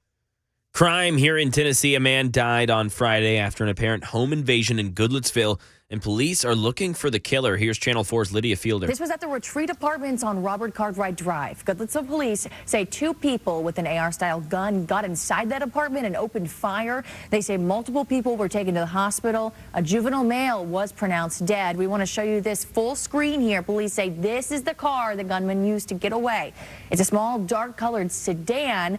Kind of a blurry photo, but that's what we can make out. Right now, they are looking for it and say anyone with information can call the Goodlettsville Police Department. Right now, staying in Tennessee, multiple Tennessee cities facing water outages. Houston County is among them. They obtained a 6,500-gallon water tanker to help anyone without water there. The water is considered non-potable. It must be boiled rapidly for at least 1 minute before drinking, making ice, brushing teeth, or preparing any food. Customers are limited to 100 gallons of water per day. And a son of Dr. Martin Luther King Jr. has died. Derek Dennis fills us in. Personal tributes being extended far and wide on the passing of Dexter Scott King, the youngest son and the third child of Dr. Martin Luther King Jr., his sister Dr. Bernice King expressing her heartbreak. His brother Martin Luther King III saying the sudden shock is devastating. The Reverend Al Sharpton adding Dexter was only 7 when his hero, his role model, and most importantly his father was taken from us. He turned that pain into activism. Dexter Scott King served as chairman and longtime leader of the King Center. He died of prostate cancer and was 62. In the Israel-Hamas war, the Israeli army expanding its operations in southern Gaza. Intense airstrikes overnight, over 160 dead, according to the Hamas-run health ministry. The terror group, far from defeated in the south, still fighting fiercely, still firing rockets, still holding 132 hostages, and among them, 8 Americans. That is the latest news. Traffic and weather on the way. I'm Mac Morey, WTN News.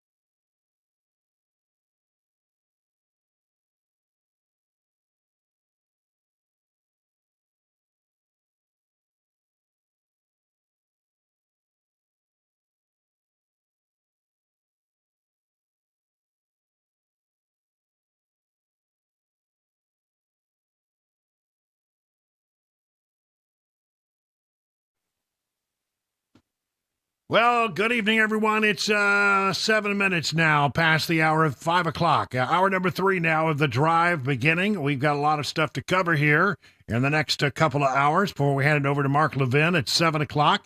Glad that you're with us on this Monday, the 22nd day of January. And if you are interested in my opinion about what happened this weekend, well, stand by. Here we go.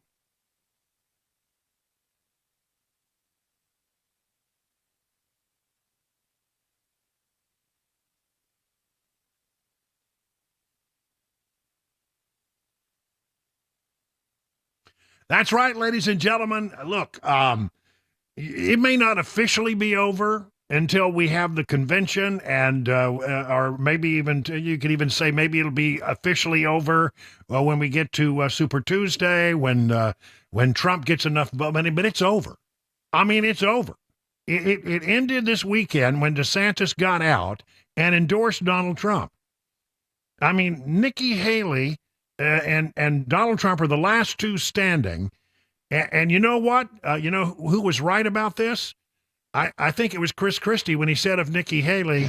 And she's going to get smoked. And you and I both know it. She's not up to this. She's not up for this, and she is going to get smoked. If the numbers that we're seeing out of New Hampshire are any indication. So let me just back up, and I'll get to the numbers in a moment.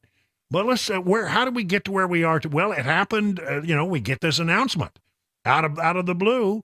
DeSantis. I mean, I told you I thought he would get out after Iowa. It took him a little longer than I expected, but he decided I'm going to get out of this thing, and he did it in a fairly classy way, making an official announcement to camera. And here's some of that. Following our second place finish in Iowa, we've prayed and deliberated on the way forward. If there was anything I could do to produce a favorable outcome, more campaign stops, more interviews, I would do it. But I can't ask our supporters to volunteer their time and donate their resources if we don't have a clear path to victory. Accordingly, I am today suspending my campaign. I'm proud to have delivered on 100% of my promises, and I will not stop now. It's clear to me that a majority of Republican primary voters want to give Donald Trump another chance. They watch his presidency get stymied by relentless resistance, and they see Democrats using lawfare this day to attack him. Well, I've had disagreements with Donald Trump, such as on the coronavirus pandemic and his elevation of Anthony Fauci. Trump is superior to the current incumbent, Joe Biden. That is clear. I signed a pledge to support the Republican nominee, and I will honor that pledge. He has my endorsement because we can't go back to the old Republican guard of yesteryear, a repackaged form of warmed-over corporatism that Nikki Haley represents. The days of putting Americans last, of kowtowing to large corporations, of caving to woke ideology are over. So with that, he steps out and endorses Trump. And so how does that jumble things in New Hampshire? Well, I mean, first of all, even before this was out, I mean, a lot of pollsters had looked at the numbers, and it looked like Trump was poised in New Hampshire to beat Haley by even then 18 points. I mean, there is a scenario under which a lot of Democrats cross over. And even if Nikki Haley gets every Democrat in the state to vote for her and somehow she pulls out some kind of miracle win over Trump, that's where it ends, even though, because she's going to go to South Carolina, and to quote Chris Christie, she's going to get smoked. She's going to get killed in her own state. So Washington Post had it before the DeSantis announcement. They had it Trump 52, Haley 34, DeSantis 8. So if you were to take the 8 that DeSantis got and apply it to Trump, assuming that the DeSantis folks will probably go to Trump, then it's Trump 60, Haley 34. I mean, that's bad. That's 24 points. Insider Advantage has the poll, and they don't even look at DeSantis's numbers. They have it at 62 Trump, Haley 35. Again, Emerson. There's a whole host of these polls out. Emerson 53, Haley 37, DeSantis 10. You give the 10 from DeSantis to Trump, it's 63-37. Boston Globe 57 Trump, 38 Haley, 11 DeSantis. You give the 11 from DeSantis to Trump, and it's 68. Wow. UMass has a poll, 50 Trump, Haley 34, DeSantis 11. That would be 61 Trump. CNN had it at 50, 39 for Haley, 6 for DeSantis. And that was a sort of a poll that had sort of has some whiskers on it, but that would still be 56 points for Trump, 39 for Haley. And I'm telling you, I don't see a pathway to victory for Nikki Haley in the Granite State, and I don't see any other state, which is why, as far as this program and I am concerned, I'm just going to go ahead and start calling Trump the presumptive nominee, because I think he is. Now, what will happen in New Hampshire?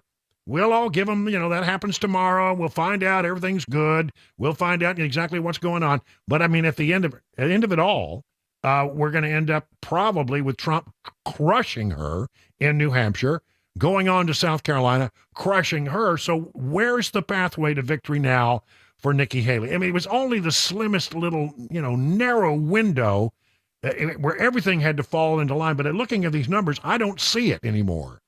Just like I told you last Friday, I couldn't see a pathway for DeSantis. Today, I can tell you I don't see a pathway for anybody short of something happening on the horizon that you and I don't foresee. So there we have it. There's the big announcement. I think, for all intents and purposes, it's over. It's just a matter of Nikki Haley figuring out that it's over. She's still giving it to the old college try. I mean, I have said I think that Ron ran a good race. I know it's personal to get into a race. It's personal to get out of a race. He's been a good governor, and he added a lot to the campaign, and we wish him well. Okay, when he dropped out, part of what he said was he reminded everybody that he signed a pledge to support the Republican nominee. I'll honor that pledge. He, meaning Donald Trump, has my endorsement, because we can't go back to the old Republican guard of yesteryear or repackaged form of warmed over corporatism that Nikki Haley represents. That's tough stuff on his way out the door. And it's interesting because there's no proof to that. These fellas say this because they want people to believe it. But what's amazing to me is they think they can lie to the American people, and the American people are going to believe it. Prove it. Prove one thing that they've said. Prove the fact that Donald Trump says I want to cut Social Security or raise the age. I've never said that. Prove the fact that Donald Trump says I want to raise gas taxes. I've never said that or done that. Prove that Ron DeSantis says that I'm a corporate whatever he says I am. I've never done that. I was in South Carolina. We fought for the people every day. There's a reason that you don't see the legislature lining up behind me in South Carolina. It's because I fought to get them to vote on the record. I fought to have them do ethics reform. I vetoed $500 million worth of their pork projects. And then you see Congress. The reason Congress doesn't support us is I've pushed for term limits. I've pushed for mental competency tests. I've said if they don't give us the budget on time, they don't get paid. I don't get that political elite. That's what we need to be talking about, not the corporate stuff that they're talking about. The fact that they all side together against the people is what I'm doing. I'm going to continue to fight for the people. So there's Nikki Haley giving it the last hurrah. Again, it doesn't look like it's going to go well for her in New Hampshire, and there's no other state where it looks like it's going to well from her. So again, short of something we don't foresee, it's going to be Trump, and we're just going to go ahead and acknowledge that fact. By the way, Trump has officially retired the DeSanctimonious nickname for Ron DeSantis. Yeah, and now the question, I think, starts to be, all right, so what's the ticket going to be, Trump? And here's what he has said. Former President Trump on Saturday suggested that he has his pick for vice president in mind and hinted that people will not be that surprised by his choice for a running mate. He was asked by Bret Baier in New Hampshire about when he would decide who could join him on the ticket if he secures the nomination. Well, it's never really had that much of an effect on an election. He's right about that, by the way. Most people, it doesn't really matter. They look at the top of the ticket. Maybe it helps a little bit in a state like, let's say you need a certain state where you're not expected to do well. And so you get somebody from that state. Now, Trump is going to win Florida.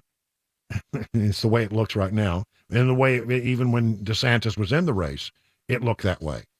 So, I don't know that would have helped him much. So I don't think DeSantis is the answer. Could it be Tim Scott? who dropped out and then endorsed Trump on Friday. Well, the former president has nice things to say about Tim Scott. He has a lot of nice things about everybody, but he says, look, it's not going to be a surprise. It's somebody you probably know. And he is not saying, he says he's like 25% sure, which means, okay, does he really know?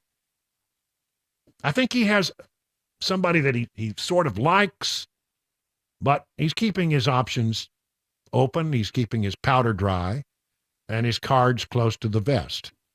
I don't know. I don't know who it's going to be. We ought to, start, maybe tomorrow we'll just open up the phone lines. Who do you want for vice president? Because it's going to be all over. Kamala Harris says that Biden is as sharp as a tack. He's extraordinarily smart, and he can see around corners, she says. I spent a lot of time with President Biden, being in the Oval Office, in the Situation Room, and other places. He's extraordinarily smart. He has the ability to see around the corner in terms of what challenges we might face as a nation or globally. Yes, I keep thinking about Afghanistan. Remember when he wanted to pull out and none of his military advisors wanted him to pull out?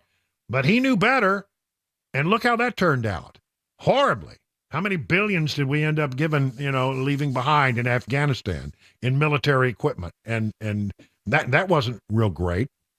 And then you got people like Putin who see us getting rolled by the Taliban and decides that, well, I'll just roll the tanks into Ukraine. I mean, that all came out of his astute assessment of what he should do in Afghanistan. So I don't know where she's getting this. And it comes at a time when, according to some pollsters, 69% of those who were questioned do not think that President Biden has the mental sharpness to do the job. 69%. Only 28% of Americans believe he's smart enough and still has the mental acuity to do this job. This came up at the White House briefing. Again, here's that nice Peter Doocy. Why do you think it is that more and more people polled feel like over time President Biden is getting less and less mentally sharp? Which poll is this? ABC. It's first, if you're press secretary, you have to know about the polls. And how can you walk out there and consider yourself briefed if you haven't looked at the polls? Has President Biden's rating for health since May down 5 points, and for mental sharpness down 4 points? I have to say that's a little confusing for me, because if you look at what this president has done the last 3 years, historical pieces of legislation, right? When it comes to bipartisan infrastructure deal, many presidents before, like your favorite president, had said that... Who's my favorite president? Ooh, that's a cheap shot, isn't it? That's a cheap shot. I mean, that assumes a lot, doesn't it? If I had been there, I would have said, Teddy Roosevelt? He's my favorite president. How is he relevant to this conversation? Why don't we let the American people guess? But had said, no, let me finish. You asked me a question. I'm going to... No. Let me finish. And you'll guess who I'm talking about. Who used to say, Infrastructure Week, which was a punchline, became a joke. And now we are seeing infrastructure decade because of this president. There's the CHIPS and Science Act, right? There is the Inflation Reduction Act. These are legislation that is going to have a difference for generations to come, right? And so this is something that this president has done. That's pretty sharp for this president to have been able to do that. Let's look at the economy. Oh, let's look at the economy. No, look, she's going to give you the platitudes. Ladies and gentlemen, he is thought to be mentally not up to the job by 69% of Americans. That's astonishing. And, of course, the big news is, as far as this program and my commentary is concerned, it's over. The Republican nominee will not be anybody other than Donald Trump.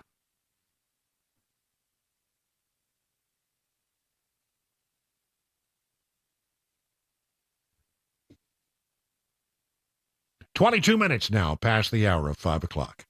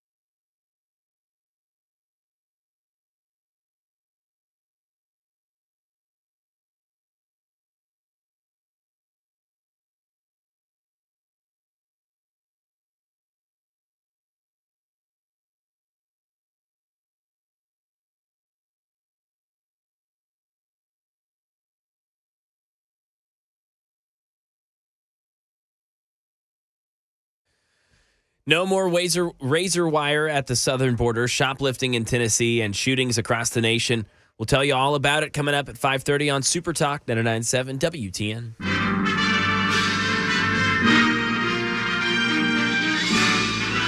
Spanning the globe to bring you the constant variety of sport, the thrill of victory, and the agony of defeat. That's right. It's time for, it's one of our fan favorites. You know it, you love it, you can't live without it. It's Mac Maury's Wide, Wild World of Sports. And now here is the host of our program, Mac Maury, ladies and gentlemen. Woo! Hello. Happy Monday. Yeah. It is Monday, and I castigated you earlier because I wrote it down wrong. You had a good run picking 4 for 4 in the playoff games. Yes, I was 4 for 4. I was also 3 for 4 on the spreads of those games, which we didn't discuss on the air. But yeah, I had a good weekend. You can't talk about that on the air. You can't talk about that. but yeah, honestly, you nailed it. And I was wrong because I wrote it down incorrectly. My bad. Okay, so run it through it for us. Give us your thoughts about those games and the games that are now to come. Yeah, it was, like I said, this is usually the best weekend in all football for me, and I think most NFL fans. We went 3 for 4 on good games. Ravens-Texans was good in the first half. Ravens just pulled ahead. That's a super young Texans team that was, just a little over their skis there at the end, playing a really physical, well-tenured Ravens team. But is it just me? I saw that game, and I thought, my gosh, these Ravens are fast. Yes. And athletic and quick. I don't think I've ever seen a quicker NFL team than the Ravens. Yeah, they're extremely well coached. They know where to be. Lamar Jackson's going to win the MVP this year. He's a fantastic quarterback. And so you've got the AFC Championship that a lot of fans would dream of. You've got a 2-time MVP, 2-time Super Bowl MVP versus a other 2-time MVP in Lamar Jackson going at it head-to-head. That'll be on Sunday afternoon. Packers 49ers, that was everything it was and everything it was advertised and more. You had the youngest team since 1982, Patriots in a playoffs in a non-strike season were the Packers. They had 15 players born in 2000 or 2001. I mean, they had guys like multiple years younger than me starting for their team, like impact players. And they should have won that game. I mean, they had multiple opportunities. They missed a field goal. They went for it on 4th down. It was a terrible play call. They dropped 2 interceptions, and they lost by 3, and they had the ball at the end of the game. I mean, they had that game, and that's a much older San Francisco team that's made the NFC Championship, I think, 3 out of the last 4 years now. So what a run for the 49ers. They'll be taking on the Detroit Lions, who that historic run continues for Detroit. I mean, the biggest, longest playoff drought in current sports. They're able to, get rid of that, and they beat down on the Bucs. I say beat down. It was a very close game. Down 14 early late in the game were the Bucs, and they almost made an incredible comeback with 6 minutes left to go. Got it down, touchdown, got the ball back. Couldn't quite make that final drive. But almost got there. And then, of course, as I said, they saved the best for last. Chiefs, Bills. I mean, it always shows up. I mean, it always hits. That game is fantastic. But there's always that one winner, and that's now 3 times in the postseason the Chiefs have beaten the Bills 3-0. Not that you're rubbing it in. No, it's all good. It's all good. It's fine. Yeah, 6 straight seasons to the AFC Championship game for the Kansas City Chiefs. Yeah, I did not realize that it was 6 straight. I saw that graphic this morning. I thought, wow. Mahomes has played in 6 full seasons, and he's made the AFC Championship game every time. And this has been the first time he hasn't hosted it. So, yeah, unprecedented, trying not to take that for granted as a Chiefs fan. Pretty incredible. But like you said, Brian, they've got a tall task ahead of them against Baltimore. That is a mighty good team. I mean, I watched all the games. I watched a little bit of every one of the games, and I watched a lot of some of them. And I got to tell you, that Baltimore team, I just looked at them and I said, wow, they're fast. They're quick. I think you said it on Friday, Mac, that you thought they were the best team in the league this year. Yeah, I think they're the best team in football. Yeah, I don't think they're the most talented. I think that's the 49ers, but I think they're the best team. Absolutely. Yeah. Well, it'll be interesting to watch. We're going to be, of course, we'll talk more about it as we get closer. Right now, it's time to take off the sports hat, put back on the news hat, as it's time for the news on Super Talk 99.7 WTN.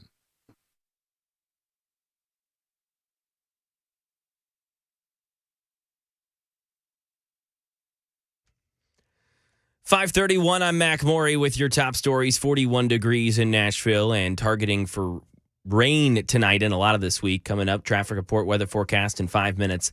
The U.S. Supreme Court siding with the Biden administration in a fight with Texas and its governor over razor wire put up along the U.S.-Mexico border. Here's Alex Stone explaining. The ruling is a blow to Texas and Governor Greg Abbott's fight for the state to enforce border policy, something the Department of Homeland Security has argued has been violating federal supremacy by the state enforcing border policy. In a 5-4 ruling, the Supreme Court allowing federal border agents to cut and remove Texas's border razor wire. The court did not explain the reasoning for its ruling. Crime right now in Tennessee. 56-year-old Donzel Watson, a serial shoplifter, has now been arrested after trying to steal a pair of sunglasses worth around $1,500 at the Green Hills Mall. Watson was issued a warrant in October for stealing more than $10,000 worth of merchandise. Green Hills has seen a spike in crime recently. Multiple others are accused of stealing from designer stores in the mall.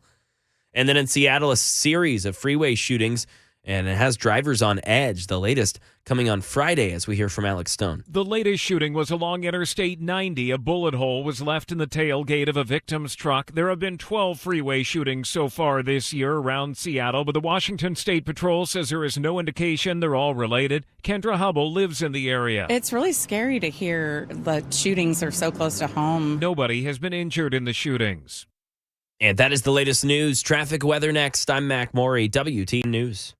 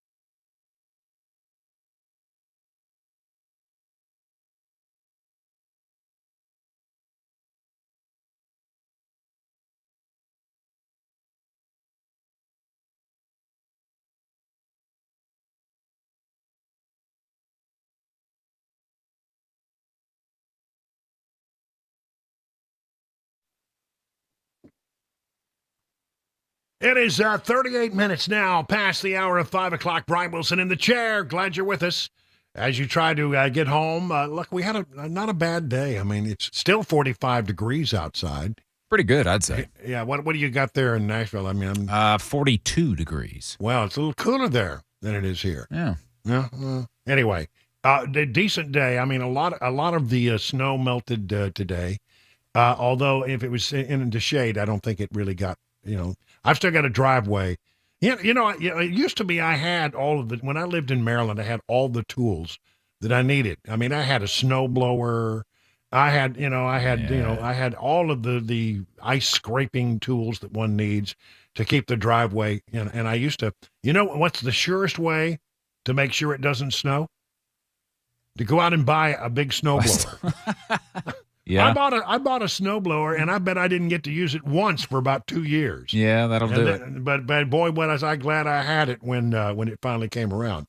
It's I think we're going to get into the 60s this week, so the snow's going to be gone. But the big concern is that apparently it's going to rain like cats and dogs. Yep. And maybe I've seen some reports somewhere between 4 and 8 inches. Wow. And given the fact that the ground is already saturated, you know what our next big problem is going to be? Where does all that water go? And so get ready, folks. We could have some very serious rain to deal with in the next few days. But 61 degrees sounds nice. I haven't looked lately.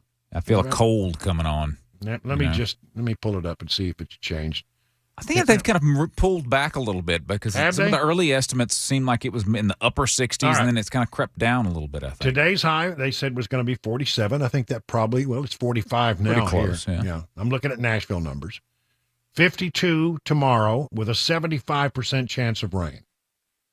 Wednesday, 60 with an 80% chance of rain. Thursday, 63 with a 70% chance of rain. So Tuesday, Wednesday, Thursday of this week is going to be a lot of rain. So the snow will be gone, but it'll be raining. Mm-hmm. Then you get to Friday, and it's 58 degrees, but no more rain. And then from there on, it looks like, 55 for a high, 46 for a high, 47 for a high. That's more seasonal. Yeah, right? that's what we should have. I think it's upper 40s this time of year. Yeah. So, and temperatures, are going to be above freezing until we get to, I think the overnight temperatures will not dip below freezing until next Wednesday, according to this. So that's good. That's good. So get ready for some rain. I went ahead today. I was out running errands, and I decided this truck of mine, the red Radio Flyer, didn't look very red. It looked mostly white. Because I came through all of that salty stuff up in Iowa and all the way down through all of that. I mean, my truck was filthy, so I went ahead and just ran it through the car wash, knowing that it didn't matter because it's going to rain. The rain was coming. But, I just couldn't stand it anymore. It was so dirty. Yeah, I'm going to try to hold off until Friday. Yeah. Get all the rain. I'll wash the roads clean, get all the salty stuff away, and then maybe I'll clean it up on Friday just in time for the weekend. Well, there you go. All right. Let's talk about the border situation because we have some new developments in that regard. Well, first of all, the Supreme Court today handed down a note, and boy, are they boneheaded on this one. 5-4 decision. Chief Justice John Roberts and Amy Coney Barrett joined the liberal members of the court, Sonia Sotomayor, Elena Kagan, and Ketanji Brown Jackson. Isn't it Ketanji Jackson Brown? I think they got that wrong. No, it's Brown Jackson. Is it Brown Jackson? I can never remember. Okay. Anyway, the 5-4 decision that said that the federal government can cut the razor wire on the border. 5-4 decision vacated an appeals court ruling last month that allows the wire to stay amid a continued legal standover over border jurisdiction. I've always heard it said that securing the borders, and security on the border and border immigration issues were the purview of the federal government, not the states. But what are you supposed to do when the federal government doesn't do its job? I don't understand. Maybe there's another court case coming And maybe this is what it's all about. Maybe this was a trade. Because the Chevron case is expected to knock back the government's ability to impose its own reading of laws. In other words, an administration comes in and they don't like the immigration law, so we're going to interpret this way, and it has nothing, it doesn't even come close to resembling what the intent of Congress was when they wrote the law. It would also, I think, is more really aimed at regulations. The Chevron case is where you have regulations that change every time somebody comes in. We're going to interpret this rule this way. We're going to look at this this way. We're going to interpret the law this way.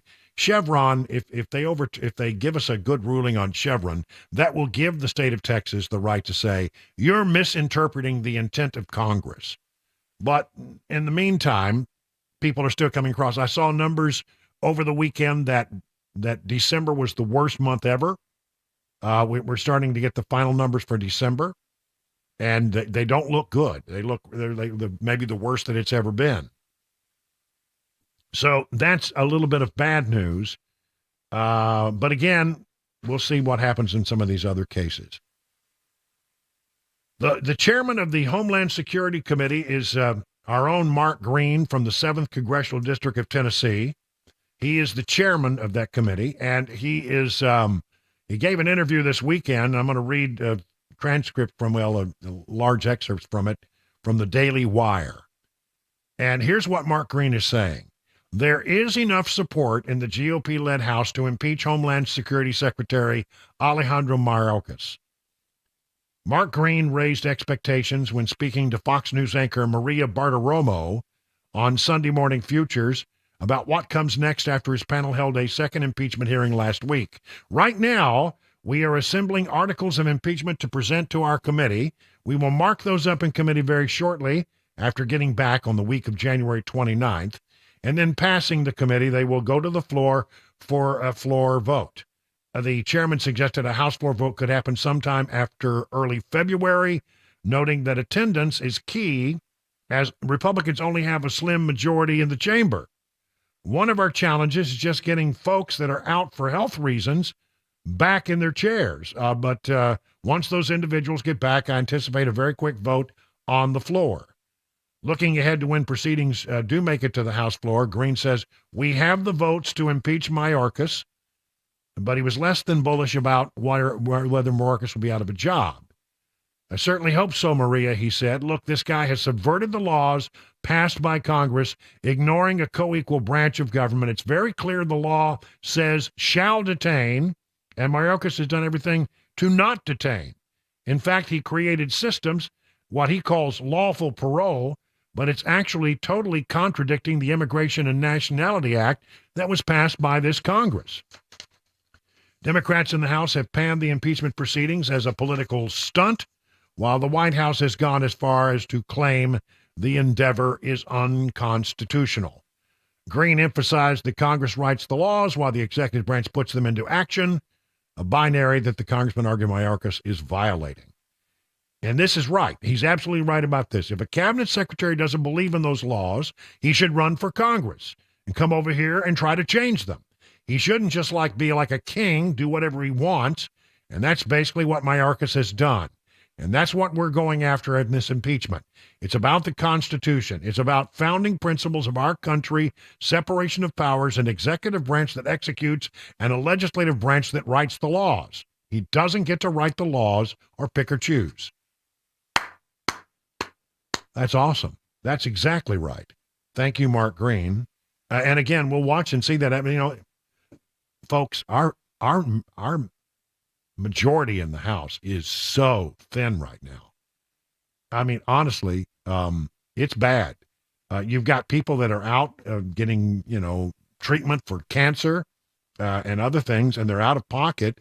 And right now, they have to wait for those folks to get back, or you're not going to be able and boy, I'm telling you, if we lose somebody, and that happens almost every session, somebody dies.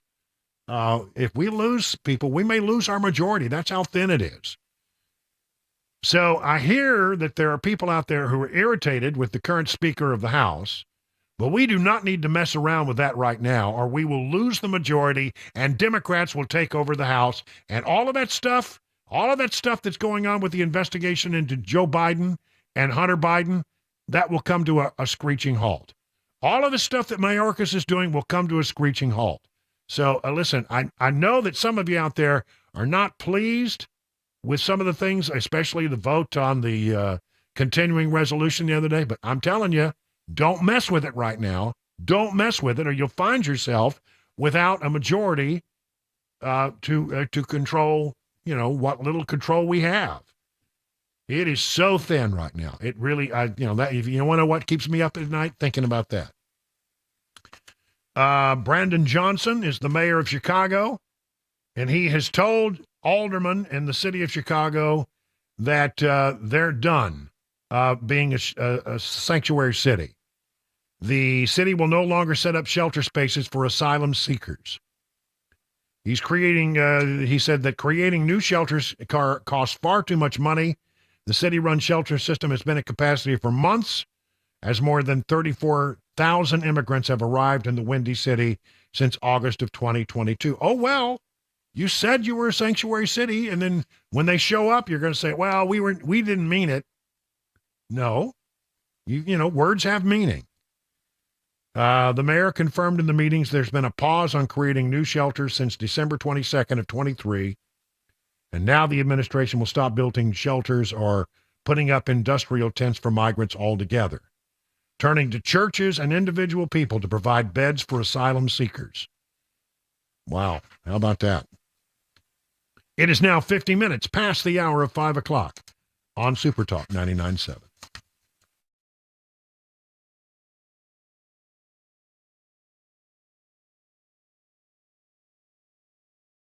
Grace Point Healthcare delivers medicine affordably with menu-style transparent pricing so you'll know how much it costs before the care is actually delivered. They have smart care plans. Start at just $69 a month. You get unlimited office visits and free basic labs for the entire year. And because they treat the entire family, even newborns, they offer family plans as well. Now, here's how this works. In conjunction with a high-deductible insurance plan, you could marry these things, and you could actually end up saving yourself and your family a lot of money. At Grace Point, they take their time with each patient. They can see you the same or next day. There are no long wait times or crowded wait rooms. They treat naturally whenever possible. It is a military vet-owned practice. Just some of the reasons why it's been voted the best primary care provider by Toast of Music City year after year after year. Grace Point wants you to know that they believe strongly in freedom of choice when it comes to vaccines for you and your family. Grace Point Healthcare is on Main Street in Franklin. Call this number, 599-6868. That's 599-6868 to schedule a visit.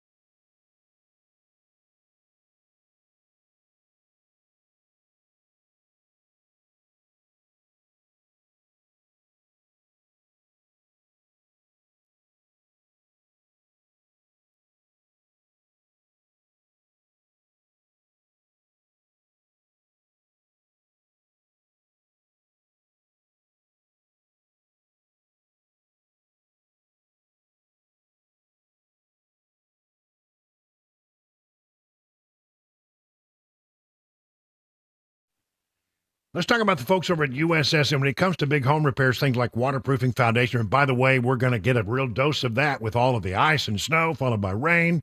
If you got a waterproofing problem, you got a foundation issue, you need to call the folks at USS. Here's the thing. A lot of people wait to do that because they're worried. They find it, what's it going to be? You're worried about what it's going to be. Well, it could be something big that needs to be fixed. Or it could be a small problem that if you don't fix, it's going to become a bigger problem and cost you more in the long run. Or it might be nothing at all.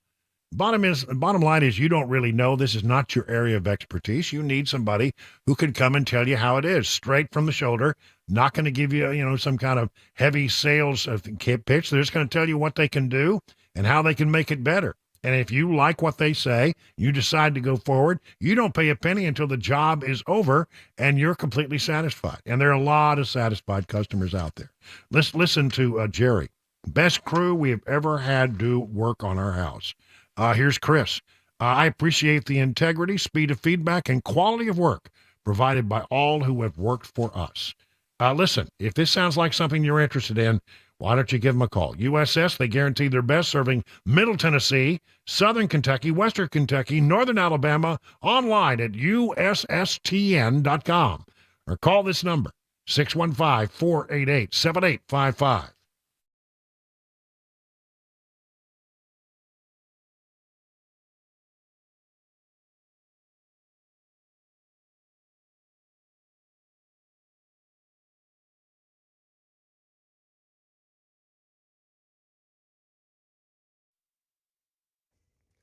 Six o'clock, I'm Mac Maury with your top stories. 40 degrees, a mostly clear night in Nashville for now. Expecting some showers later on and expecting a chance for rain pretty much every day, according to the National Weather Service. Anywhere from 2 to 3 inches in Nashville could fall from today until Sunday afternoon. If you go south towards Tullahoma and then over in Crossville, more like 4 to 5 inches through today to Sunday afternoon. Forecast, latest traffic report on the way in 5 minutes.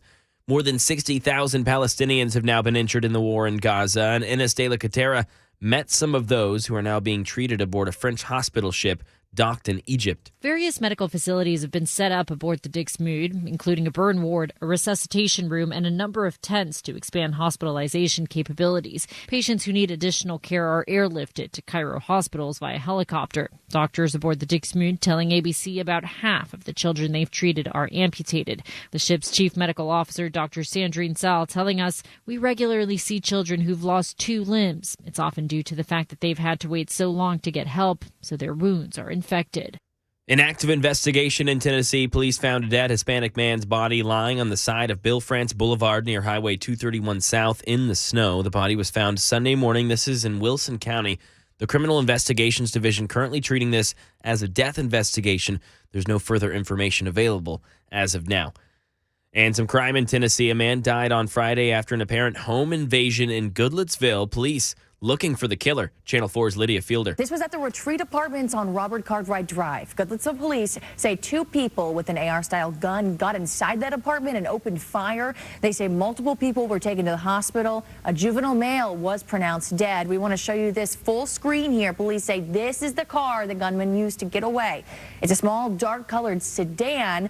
Kind of a blurry photo, but that's what we can make out. Right now, they are looking for it and say anyone with information can call the Goodlettsville Police Department.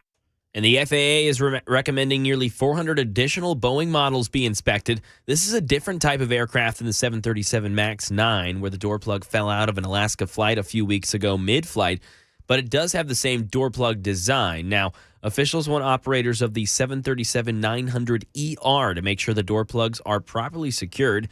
The planes, which are flown by Alaska, Delta, and United Airlines, say they've already begun the inspections.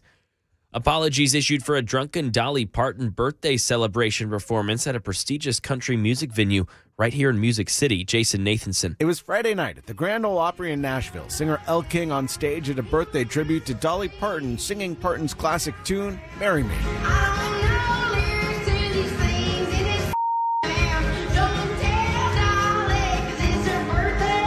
In a video posted on TikTok, King admits she was hammered and curses up a storm. Dolly Parton was apparently not at the show, but many who were took to social media to complain that King ruined the night. The Grand Ole Opry replied to one of the posts with an apology for all of the bad language. King herself has yet to say anything about what happened. And that is the latest news, weather, and traffic next. I'm Mac Morey, WTN News.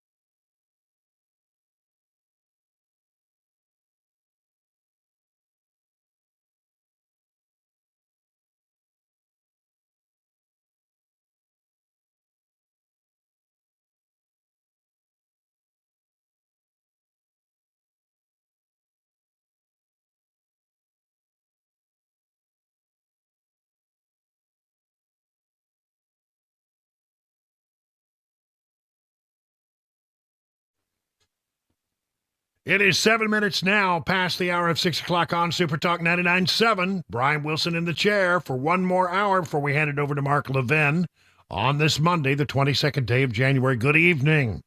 We got a lot of stuff to try to plow through here in this hour. New stuff that you haven't heard before because I just found it. That's right. I'm still doing. I'm out here just working away, trying to find new stuff for you. I want to be on the cutting edge of whatever's out there. And so here we go. What? I was just entertained by that. I like it. The cutting edge. That's right. We're the cutting edge. I poor Matt Murphy. I think he was getting a little depressed today. He was a bit down towards the end of the show. Today. I think. Yeah. I get what he's talking about because sometimes he was hearing from people who, thought that he was, we hear this all the time. Well, you're a rhino. You're not a real conservative. And I get that. That's irritating because, I feel like I've dedicated my life to that cause for the last 12 years. There was a time when I was a reporter and I tried to play it up the middle, but I've been in talk radio now for a dozen years, and about 6 of them here. And I'm trying to, isn't that about right? I think that's right, isn't it? Just about, yeah. Yeah, I think it's getting close. Yeah. And so I feel like, well, I'm trying to, just get out there and do and fight for the cause. And then you get some person who hears one little thing that they disagree with, and they start, well, you're a rhino, I'll give you an example. So, and look, I'm not whining because I love my job, but I mean, it is frustrating at times where you get a deal where like you got like I went all the way to Iowa. It was 11 hours. And part of that way I was driving through whiteout blizzard conditions to get there to cover the Iowa caucus. I drove. I didn't fly in. I drove. And then I was hauling around about 150 pounds worth of radio gear and minus 17 degree weather. I'd say so I could do my shows and my cut-ins and all that kind of stuff. And then I went out and it was my weekend. I volunteered my weekend. I didn't get paid. I just volunteered it. And I'm doing events, and I go out there and I go to a Ramaswamy thing that was I caught, and then I got a Nikki Haley thing. I tried to go to a Trump thing, but they wouldn't let me in. DeSantis and I never hooked up, but so I'm taking pictures and I'm posting them on social media, right? And then so somebody sees a picture that I posted of me wearing a Nikki Haley press credential around my neck, which you had to wear it in order to be in the press pit, so you couldn't cover the event, right? And so I post that picture, and I'd never thought a thing about it. I didn't think anybody would draw this conclusion. But all of a sudden, I'm getting these things. Well, see, I knew you were rhino. You support that Nikki Haley. And I'm going, the fact that I'm covering an event for a bona fide candidate in the Iowa caucuses, and I need a press pass to be here, doesn't mean that I'm in the tank for her. It's not an endorsement. So, so that irritated me. Then I get in the car after I do a whole show, which is not easy to do a live show on a remote like that. Again, dragging this gear everywhere, hither, thither, and yon. And then again, it's Martin Luther King Day. Technically supposed to be a day off for us. That's true. It was a company holiday, yeah. But it was a company holiday. We worked it, right? Mm-hmm. Yeah. And because we felt like this was important. And so then on Tuesday, I'm driving back, right?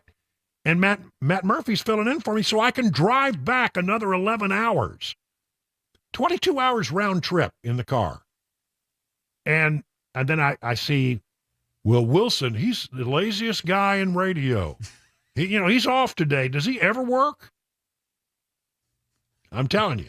If I could have reached through that phone and gotten a hold of the guy who was mouthing off at me, it would have been over. It's just like, I get it. It can really, I'm not whining, but I mean, come on, folks. There's some people that's the only enjoyment I think they get out of life is making comments like that when they know that they're expecting to get the reaction from you, I think. And I think they enjoy that sort of thing. Yeah, I know. And so I try not to let it get to me, but it does. It bugs me. It bugs me that, I feel like, and Matt, I know I have those moments. So I completely know where Matt was today. You feel that way sometimes. You feel like, man, I'm just giving everything I got here. And the thing about it is that I think I didn't mean to go off on a big tirade on this, but I mean, the thing that I think is interesting is that I feel like we Republicans are fighting with each other, and we're not the enemy. I mean, we conservatives, maybe you're not a Republican, maybe you're a libertarian, but those of us who have conservative viewpoint, we probably agree on about 90% of things. But, we might have a slight difference of agreement on about 10% of things. And if there are a lot of people out there, if you disagree with me on one little thing, well, then you're not truly a conservative. I am so tired of that mess. I mean, I've had it up to my eyeballs with that mess. That is not productive. That is not helpful, and we need to be united. Now, right now, for example, and this will segue into the story I wanted to talk about.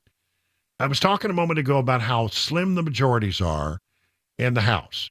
And I know right now there are House members who are really upset about Mike Johnson, the new Speaker of the House. I think he's done some good things. I really love that he's fighting to force the Biden administration to do something on the border, and he's got a little leverage, and he's going to play it for everything it's worth. But he also did a continuing resolution so they could continue to work out details of the budget. You know, honestly, I don't think people really appreciate how difficult it is to put together a budget and to come up with some of these negotiations, especially, you know, when you're trying to hold your ground and not get rolled over. It's easy to get rolled over, but it takes a little time. And this guy's he's still wet behind the ears, for goodness sakes. But because of that, some people say, well, we've got to get rid of this guy. Listen to this story. This is why you need to ease up a little. With the exit of another member of Congress, the GOP's narrow majority in the House got even smaller. This from the Daily Wire. A slim margin that has complicated matters for the leadership of the House when it comes to key issues.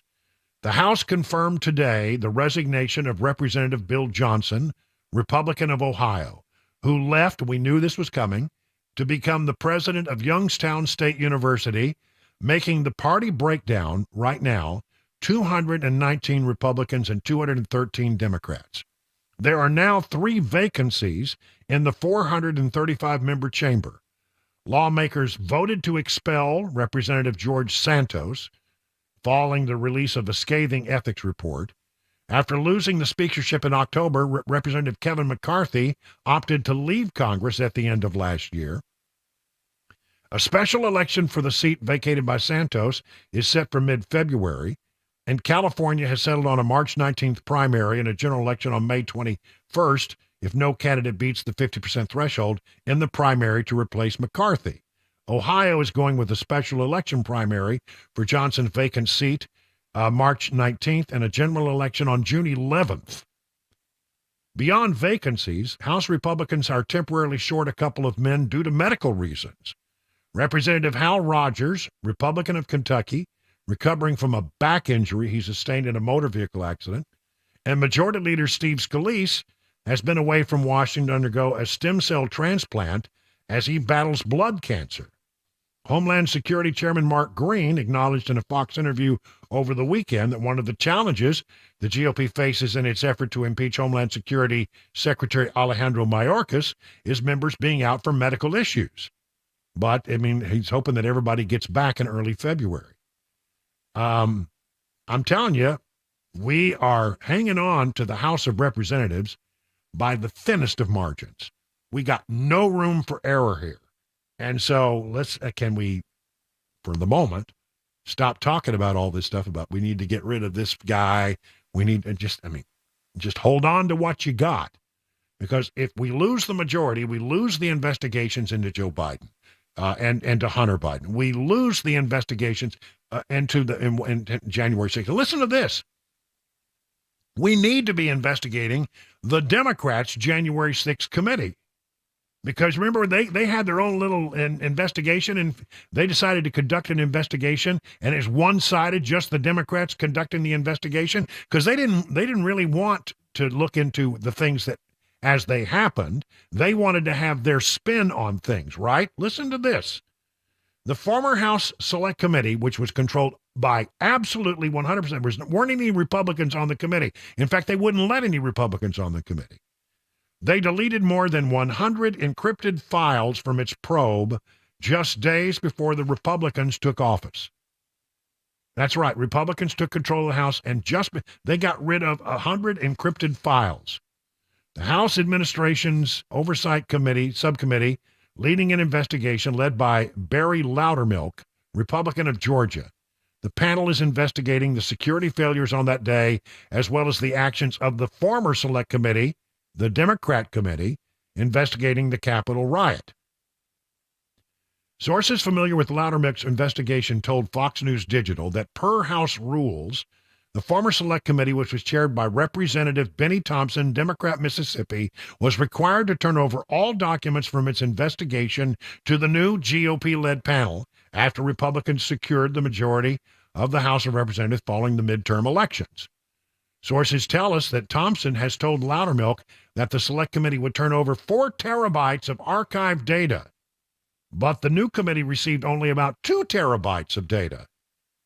All right, so the Republicans say they hire some forensic experts computer forensic experts to go in, and they determined that 117 files were both deleted and encrypted.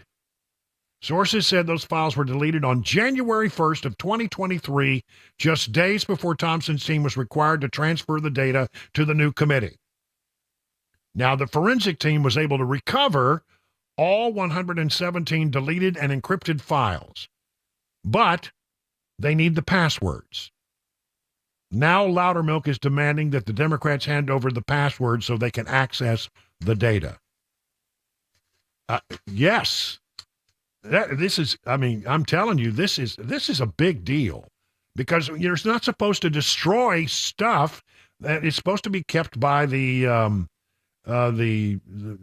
folks who are sponsored. What do they call it? The clerk of the House is supposed to maintain these records, and they destroyed the evidence, tried to destroy it, and then when the folks found out, well, we were able to recover them, but we found them to be all encrypted, now we need the passwords, they need to hand over the frickin' passwords.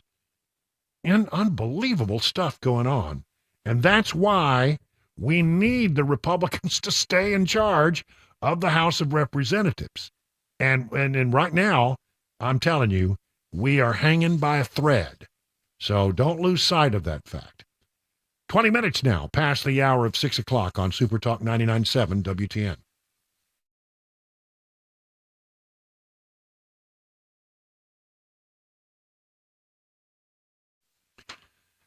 You know, my friends at Genesis Diamonds are psyched for the new year. A lot of great things happening. They're ready to help you celebrate important milestones with a better value, higher quality, and uncompromising customer care. At Genesis, they have expanded their selection of exquisite hand-picked diamonds from half carat to 15 carats, all shapes, all sizes, all at Genesis' famous no middleman prices.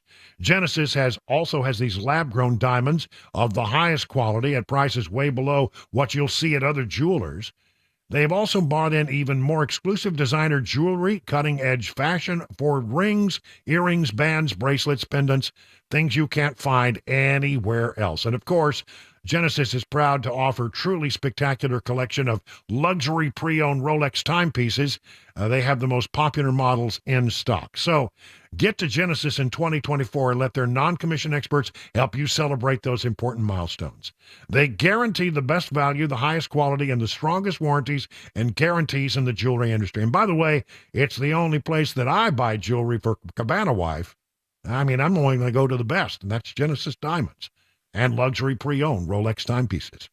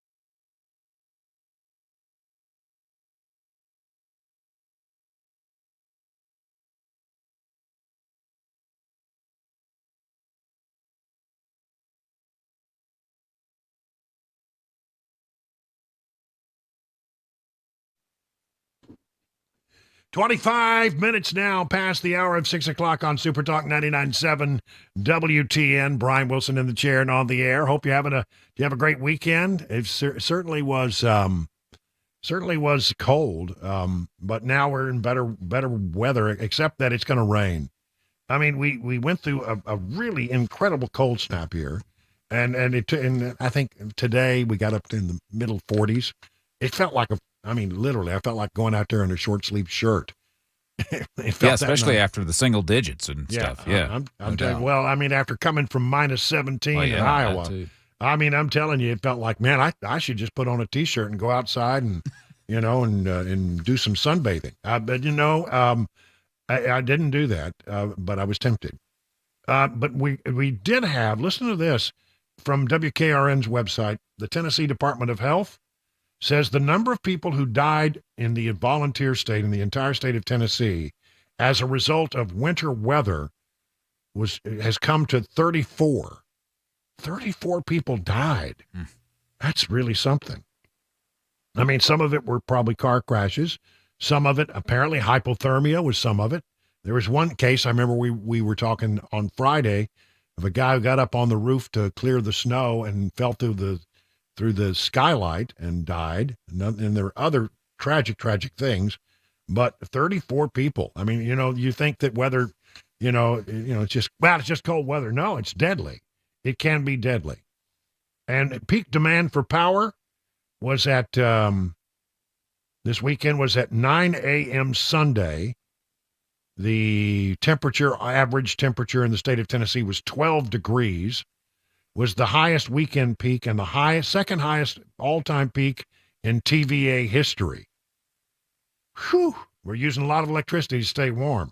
Now, the systems didn't crash. That's good. But apparently some water systems did. 17 counties have reported water utilities with operational issues. 28 water systems have issued boil water advisories. That was as of last night. Some of the localities reporting water issues were Bedford, Giles, Hickman. Is it Giles or Giles? I always get that wrong. Giles, that's right. Hickman, Houston County, Lawrence County, Lincoln County, and Murray County.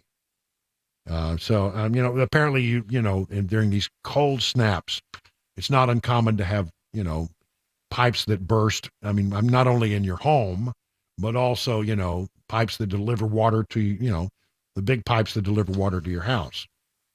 So that was a problem. But get ready for a whole lot of rain now that because the temperatures are going to be warmer, but I mean they're going to get into the 60s. But we're talking about maybe 4 or 5 inches of rain over the course of several days. While the warmer temperatures come, we're going to get a lot of rain. It'll wash the snow away, but where does the water go? I mean, the ground's already saturated because of the snow. And, and you get 4 inches on top of that. It's got no place to go. Hopefully, since it is supposed to rain over the course of 3 days, that it'll rain slow enough, and I use air quotes in that gives the water a chance to kind of soak in as much as possible. But what happens is that it also, when it rains and you got rain, and then I still got some snow remnants here, hither, thither, and yon. I mean, like, I still got snow in my front yard. Well, even though it was nice today, it didn't get it all. And then that water, instantly it melts with the warm rain, and then you've got double the amount of water. And again, the ground's already saturated. I mean, I hope we're going to be okay. We need to be very careful and be weather aware for the next few days. But I'm telling you, at least it's not, 12 below. Yeah, that's true. I'll take that. Of course, you may want to take your vitamin C or whatever else you take just because these big temperature swings. At least they always talk about everyone's going to be sick because of how weather changes drastically in a short period of time. I don't know if that's true or not, but certainly seems like it could be a recipe for illness. Well, I mean, today was the first day I could get Grogo to go outside and without having a big fight. I mean, I'm trying to get, little puppy doesn't go outside yet. But Grogu, Grogu would just look at me and say, dude, are you insane? I am not going out there. Yeah, not going to happen, buddy. It ain't going to happen. 30 minutes now past the hour of 6 o'clock.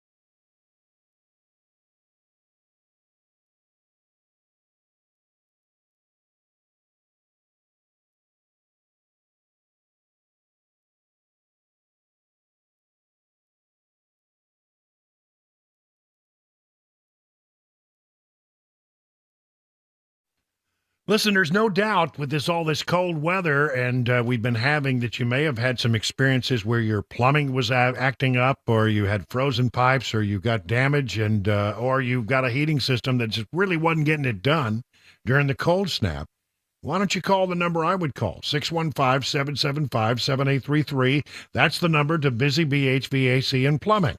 I mean, I've called them when I needed them, and they'll come to your house just like they came to mine. They'll buzz right over your hive and get you back up and running. Listen, the way you avoid having a crash on your systems is to do good preventative maintenance.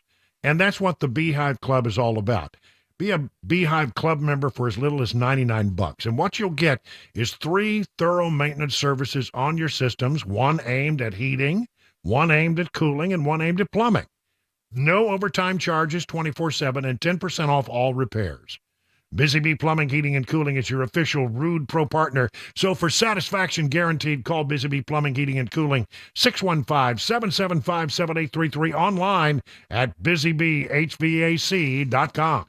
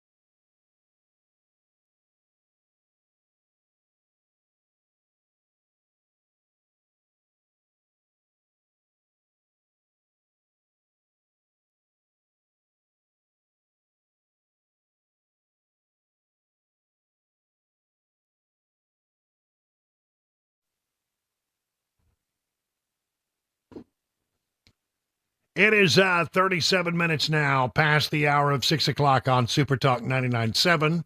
I'm Brian Wilson, and you're listening to The Drive. We're here for about another 22 minutes before we hand it off to Mark Levin, the great one, see what's on his mind today. I'm worried about this coming election season from one standpoint is this will be the first election season where we have really this new thing that's called artificial intelligence, AI. And I'm telling you, if you haven't played around with artificial intelligence and some of the software that's out there, you can ask artificial intelligence to create almost any image or do almost anything, and it'll come up with something. I mean, we played around with it when it first came out, this Chat GPT, and I said something along the lines of, write me an essay on the Civil War, 500 words, and make it good enough to give me a B in class, and you get within seconds a really coherent, beautifully written essay about the history of the Civil War or some important element of this history war. I mean, in like 15 seconds. Cram, bam, it's there.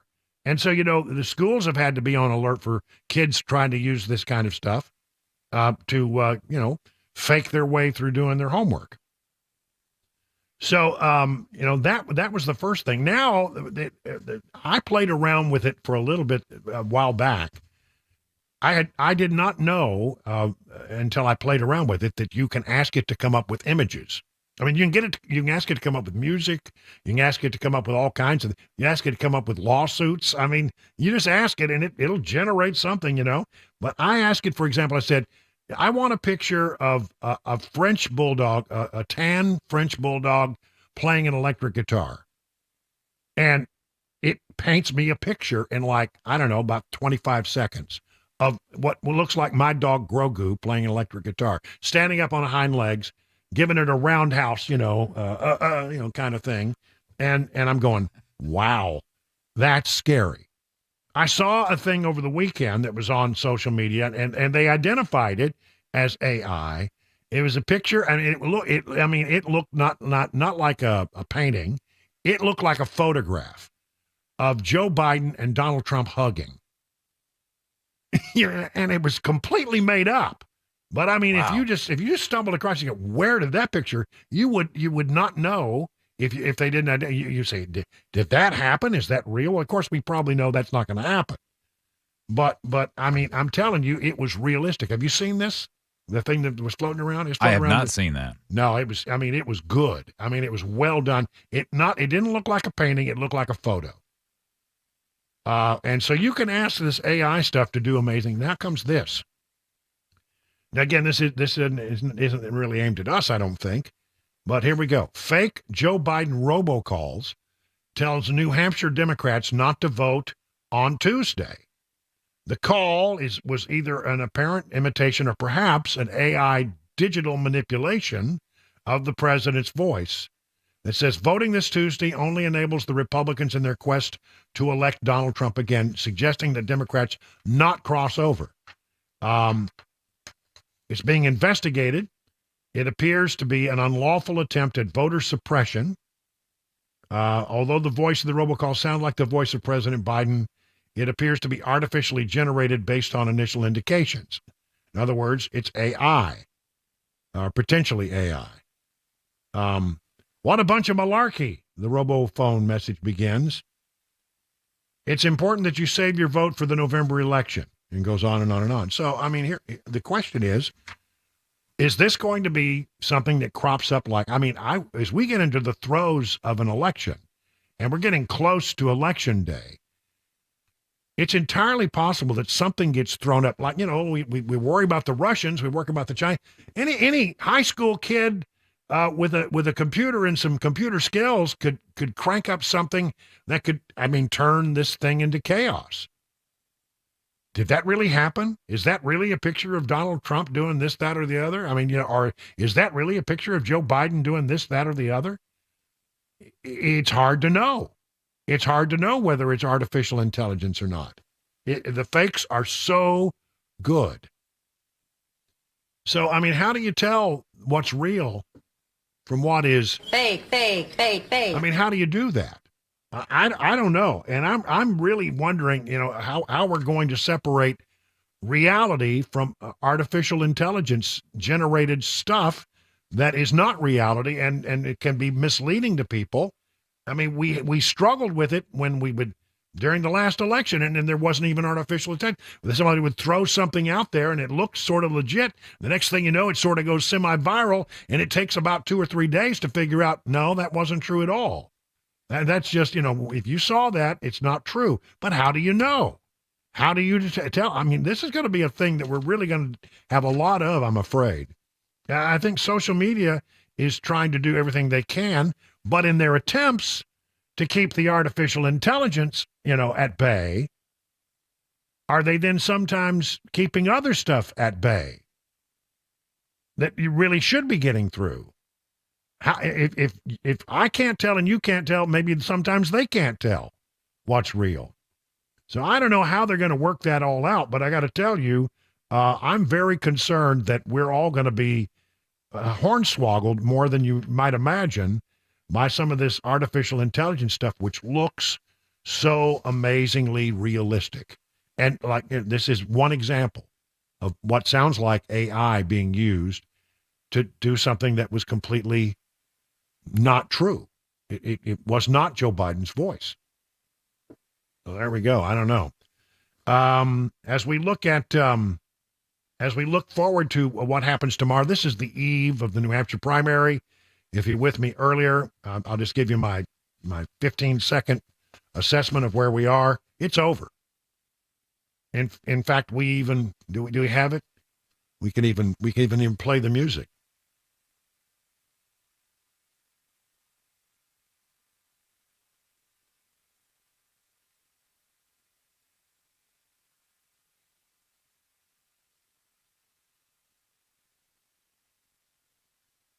Roy Orbison's correct. The GOP nomination process, for all practical purposes, even though we haven't gotten through New Hampshire yet, is over. With DeSantis getting out of the race and supporting Trump, it looks like, every poll I've got 1, 2, 3, 4, 5, 6, 6 different polls here about the New Hampshire primary, and they all show Donald Trump with double-digit leads. And if you take DeSantis's number and add them, they can be quite substantial. It'd be something like, the Washington Post poll would be something like Trump 60, Haley 34. Whew. So it's really over.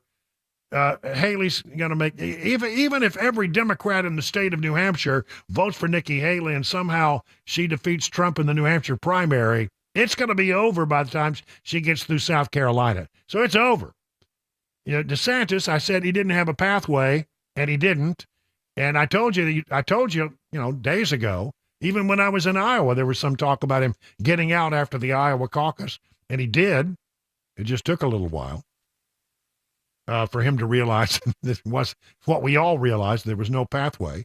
But now, there's just it was always going to be even the slimmest of pathways for Nikki Haley, and now it's over. DeSantis just killed off what little chance she had of perhaps making it a competitive race in New Hampshire. So it's over. So that's sort of, as far as I'm concerned, in my analysis, I will go forward from this point on with Trump as the presumptive nominee. It may take a while for that to officially happen, but let's just recognize the truth of the matter.